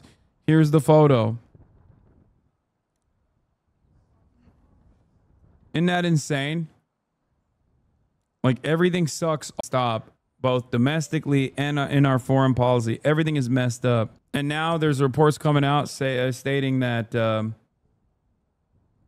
yeah, something big has been targeted in Tehran with the strike reportedly close to the Mehrabad International Airport. Yeah, I saw the burning as well. I've heard from multiple sources that ICE is now going from park to park in Los Angeles, arresting caregivers, some who are legal residents, and separating them from the American children they're caring for. Kids are being thrown into the back of a van until their parents are located. What? I haven't seen this. I don't know how. I don't know what the veracity of that is. Of that claim is. First Marine. Also, tomorrow we have what? People think turn the other cheek is such an effective strat. You should use it when literally getting fucking nuked. This is so stupid. It's not, dude. Iran is technically turning the other cheek by not even fucking striking as aggressively as Israel has struck in retaliation to Israel's first strike. So Iran's retaliation is also either because they don't have the capacity to, or because they're, I don't know, holding out for some other reason, fairly restrained. Iron Dome, its nuclear program has been thoroughly penetrated, and it's led by an 85-year-old supreme leader who doesn't really have the physical or cognitive acumen to be fighting this very high-tech war. So, you know, this is, as other guests have said, probably the most vulnerable the Iranian regime has been in many, many years.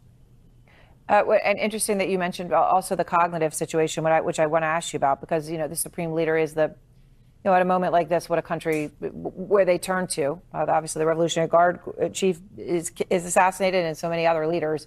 Colonel Layton, retired Air Force colonel, also with us now. So, Colonel Layton, you know, Israel saying that in its response, Iran has crossed a red line because some of its missiles were aimed at population centers, saying that Iranians will pay a heavy price for this. Now, I understand, you know, you have the IDF colonel there taking pains twice to say that this was about the leadership of Iran and not the people of Iran, in fact, identifying himself as an Iranian Jew, okay?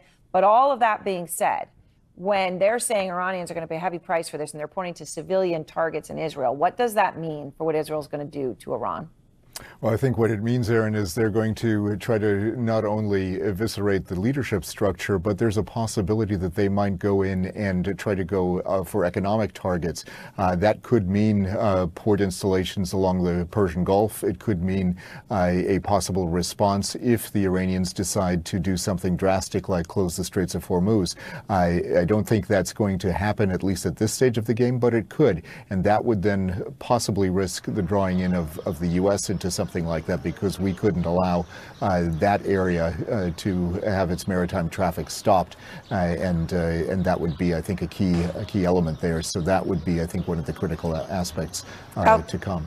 Alexander, I know you're standing outside, and I know that, you know, as you stand there, you've said it feels different to you. This feels different from the last time Iran launched ballistic missiles against Israel, you know, which they did, you know, in shock and awe. Right, and then we could all come in shock and awe, not in retaliation for Israel striking Iranian soil.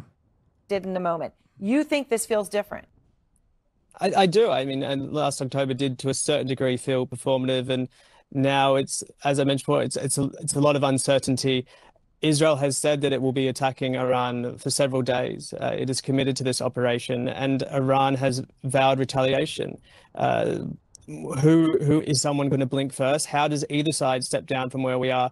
And if this escalates further, what does that mean? I think there's a lot of unanswered questions, and I think the next coming days are a little unclear.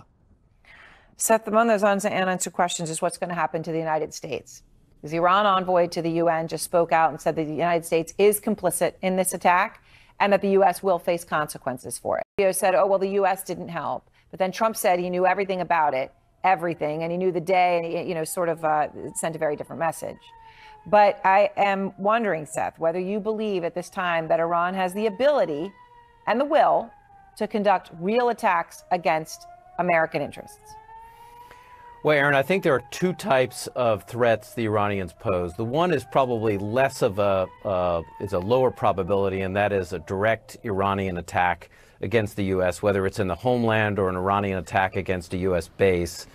The other, which is a higher probability, I think, is an Iranian partner force, the Houthis in Yemen, for example, Popular Mobilization Forces in Iraq, conducting attacks against the U.S. or U.S. interests in the Middle East.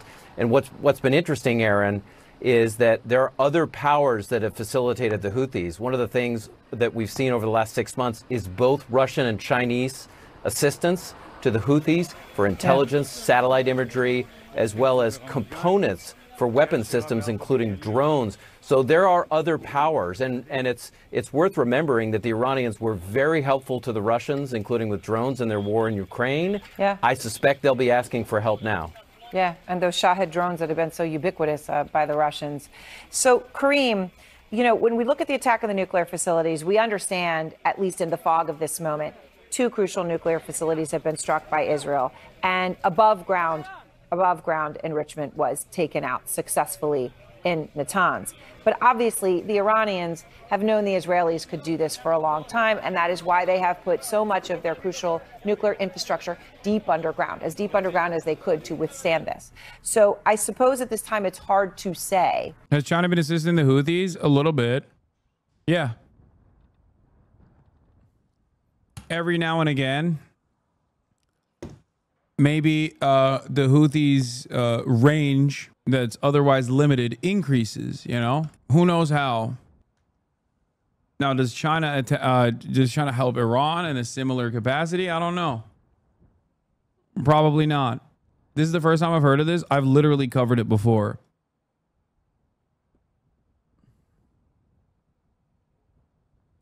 I have covered it. Are you Chinese? I'm white Chinese, yes. I feel like I've said that as a joke so many times that there's at least a couple hundred people that unironically believe it now, which is very cool. I like that. You know? So very much as this breaking news unfolds here, still in the hours of darkness in Tehran, Tel Aviv, Jerusalem, where, of course, we expect more rounds of missiles coming in these next few moments. Thanks so much to all of you as our breaking live coverage of the ongoing strikes continues. We also have the latest from the White House.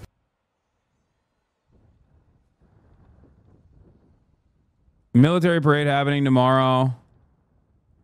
Marines detaining U.S. citizens. Incredible stuff. Incredible stuff taking place in the world, man. Really fucking cool. By avoiding escalation against American bases in the Middle East and by keeping the Straits of Hormuz open for now, Iran is wisely disincentivizing direct American involvement in the war and also keeping a mighty retaliatory measure in its hands. They are also showing that they are by no means in panic mode. They have been preparing for this for many years, and they have Russia and China close by, and excellent land-based supply lines that Israel cannot harm, while Israel, on the other hand, is totally dependent on 1 to 2 international airports and 2 seaports. If those are severely damaged, the country is literally cut off from the world. The U.S. will soon face an existential dilemma. Let Israel burn and save its economy and troops, or join the war and throw itself into the chaos, as the country already roils over Trump's draconian extremism. Netanyahu's the R-word psychopath, and so is the entire Zionist leadership class. I think this is like hopium, because like this, first of all, the idea that like America's not going to join Israel is silly. I think America is going to join Israel. And secondly, the notion that like Russia doesn't have enough on its hands the notion that like Russia is going to come to Iran's defense is kind of silly too. They're a little busy right now, I think. And China is, of course, the most... Well, wait a minute. Did I just hear bombing from the Jerusalem skyline? Nope, I guess not. China also is like very, very to a fault. Diplomacy over escalation. This is a dangerous situation for the United States as well. I think Trump is sincere in his desire to see peace in the Middle East, as in Ukraine. But the problem with choosing... Why does America want Iran? Is it for oil? No. America wants to put Iran under the control of Israel and America. Right now, Iran is sovereign and therefore presents a threat to American interests in the region by way of Israel. It presents a threat to Israel, and therefore it presents a threat to America. The reason why America wants complete control over the region, including having some sort of control over Iran, is so they can actually go to war with the real country that they have been engaging in somewhat of a Cold War with, China.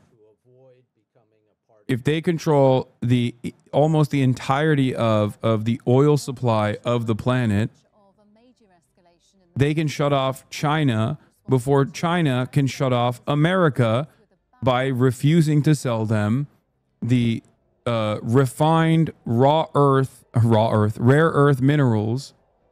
I said raw earth. Fucking Trump. God damn it. He's broken my brain. I hate myself. I said raw earth. Oh, I'm never going to live this down. There's 62,000 people in here and I said raw earth like I'm fucking Donald Trump. I'm done. I'm done. It's over. I'm over. My ambitions, my career, it's gone. Anyway,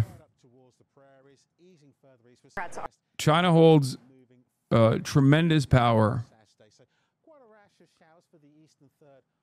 China holds tremendous power right now as the manufacturing hub of the planet. America's interest in going to actual war, direct war, hot war with China, or like a real Cold War with China, similar to the USSR, cannot happen until two things happen. One, they have the capabilities of disrupting energy, oil and natural gas, from going to China by shutting it off. And you can't do that unless you completely control the MENA region. Okay? That's number one. And number two, perhaps even more significantly than that, you can't do that until you decouple global trade, which means not just America, but all of the other countries, from doing trade with China. Why you talk about you people like this? What? Oh, my people?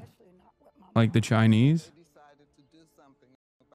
I wonder if Israel will try to stop reporting going forward, potentially. Following that Israeli attack against Iranians and top IRGC leadership overnight and into today, the Iranians have responded with 3 waves of ballistic missiles. This is Israel's version of the Pentagon, the Kiryat.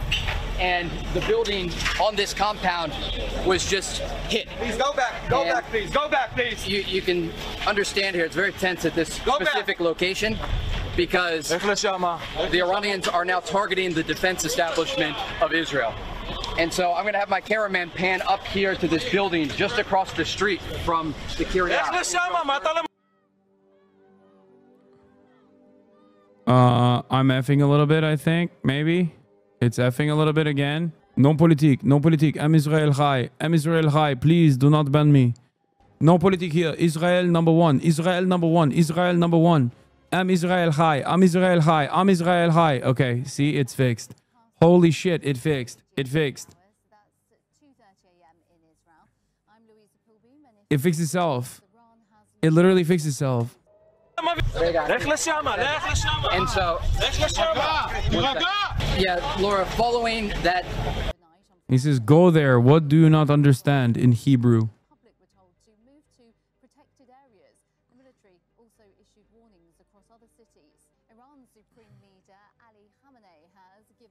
Israel's secret weapon has been deployed.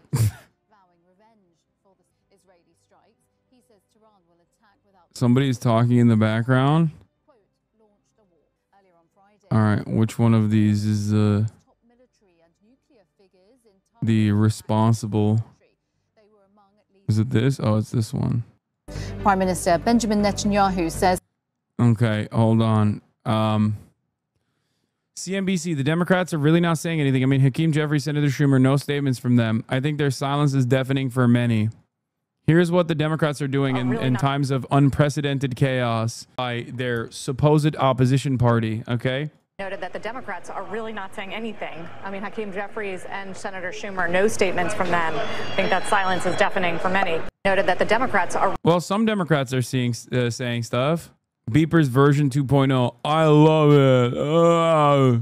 This man needs to be institutionalized. I can't believe this fucking ogre is still running around. He is literally an immediate threat to everyone around him and also himself. It's shocking. In the small hours, Tehran lit up by explosion. Israel launching a huge attack on Iran's military and nuclear sites, codenamed Rising Lion. There were more than 100 targets, some of them people, the most senior leaders of the Revolutionary Guard. Some of them people. There were more than 100 targets. Some of them were people. Not all of them. Let's not say, make no mistake. Not all of the people that Israel killed in Iran are people, okay? Some of them were really scary and brown, and of course not people. Is this real? What is this? Generational hate watch? You have any people watching the Iranian attack on Tel Aviv in real time on a huge screen? No, this is not. This is real. Yes, 100%. Dude, I haven't shown you this, but like, listen, I just don't want fucking like Israel defenders to start crying. But what do you think the even limited amount of retaliation that Israel experiences creates in the hearts, minds, and souls of all of these other countries that have been fucking brutalized by Israel and America? Okay? The reason why I don't show you that is because I live in America and immediately everyone will fucking cry foul as though we don't hear them cheering on Israel's ethnic cleansing campaign every single fucking day in broad daylight, on television, on every mainstream outlet, with no repercussions whatsoever, with potentially career ambitions. But yes, of course, the children are smiling ear to ear all around the fucking region. You know, the ones that haven't been murdered by Israel or America. You know what I mean?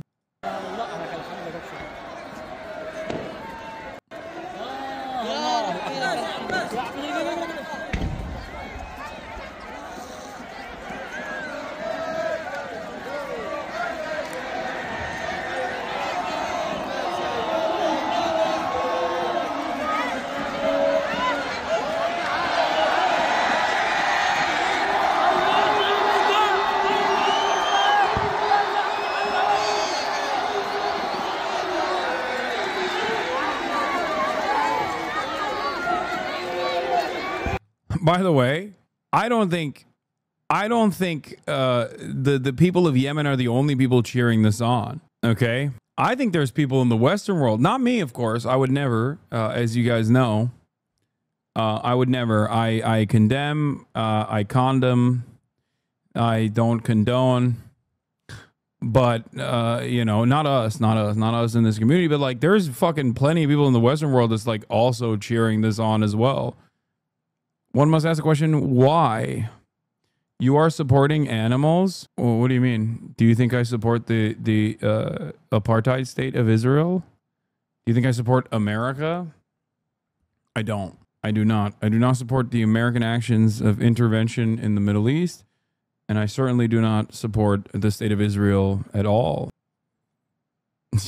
Like, I realized that the discontent towards Israel has reached a boiling point when that dude shot the two Israel embassy staffers, and it made a fucking blip.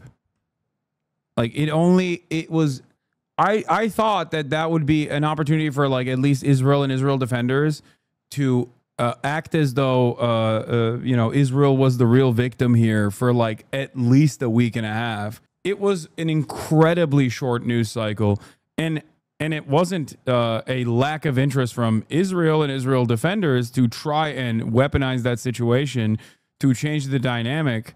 They tried quite a bit. Nobody gave a shit. What is this? A senior administration official tells me that Trump is appealing for diplomacy with Iran and sending a message to Israel to hold off further attacks. Saying to Iran, now you have a second chance, is a direct push to Israel to wait. What? This is from an hour ago. More from that official. He didn't want them to go now. He understands they're a sovereign nation and he will support them because they're our ally, but he wanted more time. It was a blip here, but my in-laws in Ohio are still talking about it. Trumpers get hit by some bullshit and it sticks. Really? Your Ohio trumpet in-laws are fucking still running on Israel as the real victim narratives? That's crazy. I guess it really has become a partisan issue. What is this? Iran has never attacked a neighbor. Dude, Jake Shields is a literal fucking Holocaust-denying neo-Nazi, by the way. Jake Shields like, this fucking Jew makes good points. Like, I'm not even gonna fucking lie. I love Avi Shlaim, but I'm not going to even entertain Jake Shields on my screen for even a fucking minor moment. Oh, man.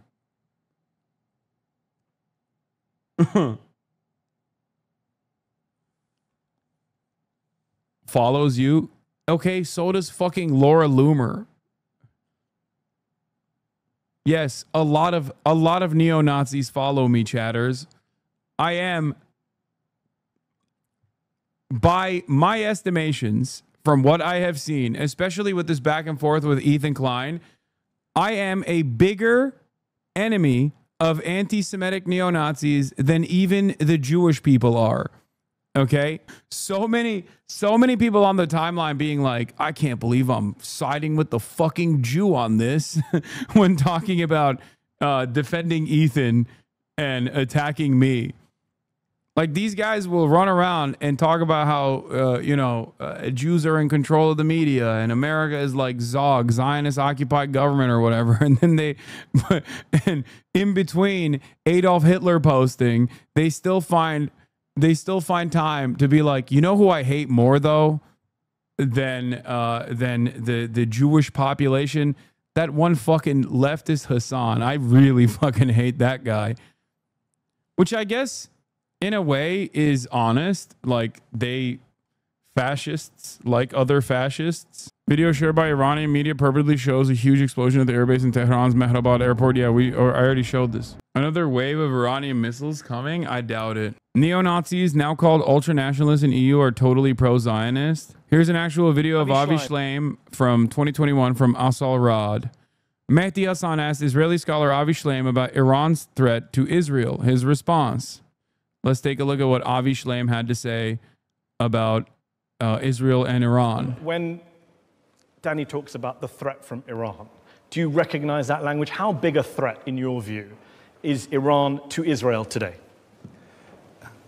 Iran is not an existential threat to Israel, but it is a strategic threat. Now, let's compare the records of these two countries. Iran has never attacked a neighbor.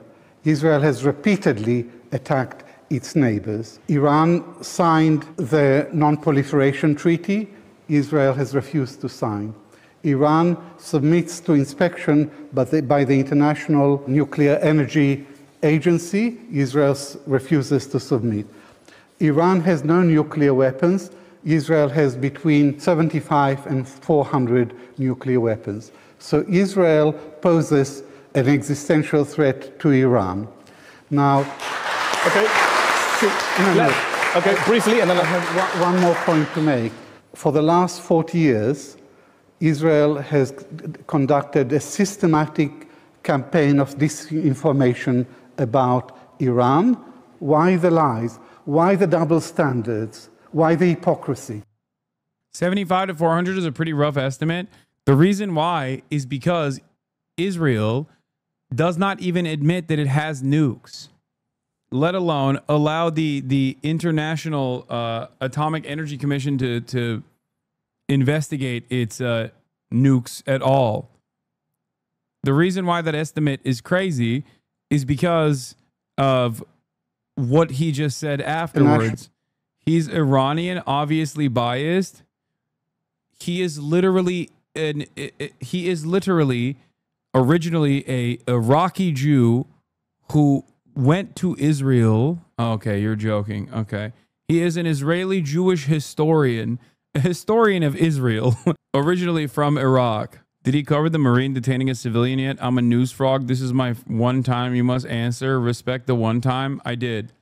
I covered it. National nuclear energy. I mean, he was literally there when Israel was invented whole cloth. Yeah, he was. He was literally there. Oh, here it is, guys. You guys were asking, what will China do? Oh, look at that.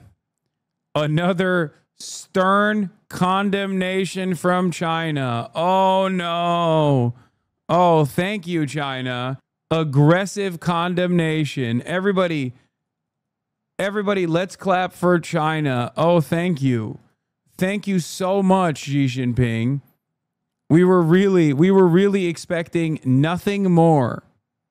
We were really expecting nothing at all Okay, nothing. 44 Palestinians are killed in nearly 24 hours. Well, not so white Chinese now, huh? I mean, in my heart and soul, I am white Chinese in anything but the physical. On all levels but the physical, I am white Chinese. Okay? Having said that, it is expected. It's expected and yet still disappointing. And also nuclear scientists. Yeah, I mean, this is claims true. Civilians, including children. Israel will be have sorry been when killed. China makes its next mild condemnation. And also this, the facility in Natanz where uranium has been enriched. You can hear the... Yeah. When Israel straight up kills babies in Palestine and Iran with Western collaboration, this buffoon is still obsessed with China. Peak whataboutism to whitewash your Westoid masters. You think no one sees through you? I've been in the streets for years protesting my government. What the fuck have you done about your beloved CCP's love affair with Israeli money? Fed spotted. What results of your kind ever bring about? God forbid you do actual change to overthrow your regimes or even change policy. China does send Hamas weapons like HJ-8, while your regime send white phosphorus to aid Israel killing babies. And you can do nothing against that. Why would China do anything? This is good for them? I wouldn't say is... Why would China do anything? The fuck do you mean, why would China do anything? This is a valuable ally for China. It's a direct way to fucking cripple America's interest in the region. What does America want? What does America want? America wants to decouple global trade from China and to cut off, to be able to control the entire region of oil production so they can literally fucking stop China from getting oil. They want to disrupt. They want to disrupt energy going to China. That's the reason why they want Israel to dominate the fucking region. So in an act of self-defense, it would be valid for China to step up and beef up the protection of all of the regional actors that are in the axis of resistance against American imperialism. How is this guy not banned yet? Why do fucking people constantly go, I don't appreciate or agree with this person's perspective, so he should be banned? What kind of pussy shit is this? I'm going to unban you because I want to hear what you have to say about this. You ginormous coward. Like, what is this? What is going on here? It's like, I don't like what you have to say, so I hope someone bans you is psychotic. It's always 2013 accounts with the most reactionary perspectives too, who then fucking turn around and will unironically be like, I'm a free speech defender. What do you mean? I should be able to Heil Hitler all day, every day. This is why you get more tired with chats in the protests, bro. I mean, probably. Yeah, this definitely plays a role for sure. For sure. It's time for eye for an eye. What do you mean? Yo, this is a hilarious accusation. What do you mean? What the fuck? You ban people on whims constantly? It's like my only crit of you. First of all, me banning someone from this chat is not the same as me getting banned from this fucking platform. I'm not demanding that you have your accounts or, you know, your fucking livelihood taken away from you. I'm just saying you can still watch. You just can't yap and disrupt when I ban people. Secondly, no, I don't actually ban people on whims. I quite literally will unban people that my moderators are banning. And they're doing the right thing, by the way. I'm being the fucking stupid one for unbanning dipshits like this after my mods ban them. Do you think me saying you can still watch, you just can't fucking chirp and disrupt the flow of conversation is the same as like you should lose your fucking livelihood? Yeah, Roachman bans more than me, 100%. I entertain disagreements all the fucking time. It's just when you say something so heinous and truly reprehensive that I end up banning someone. I'm Roachman banned so much, I'm fucking banned from Roachman's chat, and I don't even think I've ever actually said anything in Roachman's chat. Did you know your haters spend $5 to $10 on Twitch accounts just to say shit here and get banned? Wait, really? People can buy Twitch accounts? Being a civilian warhawk in big 2025 is crazy. Like, have fun with the oil prices rising and civil liberties permanently eroding during wartime domestic power grabs, cheering for the piggies in suits, making money off corpses at the bottom of the barrel, levels of survival instinct. I mean, I haven't even gotten to the point. I have not even gotten to the point of like not wanting war from the perspective of self-interest, because it is self-interest to want the American military machine to continue doing death and destruction, because it's not beneficial for you at all. But people are too fucking stupid to recognize that too. You're absolutely right, chatter. Breaking, CNN reports that an Iranian official has said that the country will intensify its attacks on Israel and target the regional bases of any country that tries to defend it. Oh boy. If I was Jordan, I'd be dialing back. Because let me tell you, Jordan is about to find out. The Jordanian military is about to find out how little the American government or the Israeli government gives a fuck about them. Okay? Do you think it will escalate? It is already escalating. It hasn't stopped escalating. The bombs being dropped from Israeli jets. Yeah, the manly king of Jordan better get on a fucking helicopter real quick.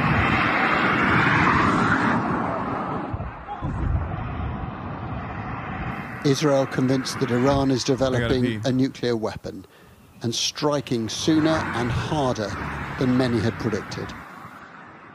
Moments ago, Israel launched Operation Rising Lion, a targeted military operation to roll back the Iranian threat to Israel's very survival. This operation will continue for as many days as it takes to remove this threat. Israel insists this was a preemptive strike because it faced an imminent threat. Iran's air defenses had already been damaged by previous Israeli attacks. But this was also a solo operation. No other nation was involved, not even America. The Iranians, furious. They deny preparing nuclear weapons. The supreme leader, Ali Khamenei, issued this statement. To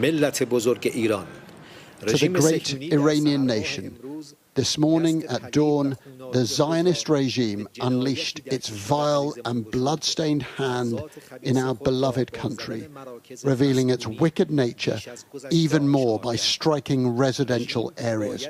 The regime must await severe punishment. His initial reaction, a wave of drones launched towards Israel. That looks like a muted response, so there may be more to come. In a statement on social media, President Trump said Iran needed to strike an agreement urgently. He said, there has already been great death and destruction, but there is still time to make this slaughter, with the next already planned attacks being even more brutal, come to an end. Iran must make a deal before there is nothing left. This is an unprecedented strike. Israel believes Iran is a dangerous rogue state controlled by a weak regime. But the aftershocks of this attack could be enormous. Iran's tentacles spread far. A volatile, battle-scarred region and a wider world, all wondering what happens next. Adam Parsons, Sky News.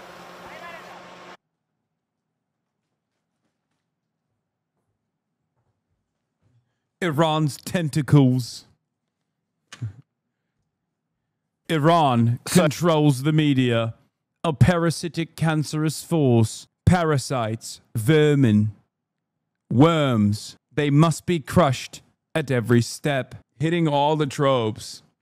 Hitting all the Nazi tropes against Jews, but for Iran. The Protocols. The book I'm reading is of the Protocols of the Elders of Tehran. A wonderful book that shows the skull circumference of the average Iranian very different. The IQ of the Iranian is higher than the average white person. The Iranian is wise, cunning, but also vile. The average Iranian, both weak and strong. So Israel has finally attacked Iran's nuclear program. It was a massive, sophisticated military operation involving at least 200 fighter jets and thousands of personnel. It's thought to have taken years to plan. The primary target's Iran's nuclear enrichment sites and its ballistic missile program. Blasts were first reported at around 3:30 in the morning in Tehran. Israel's biggest ever operation against Iran was... Leo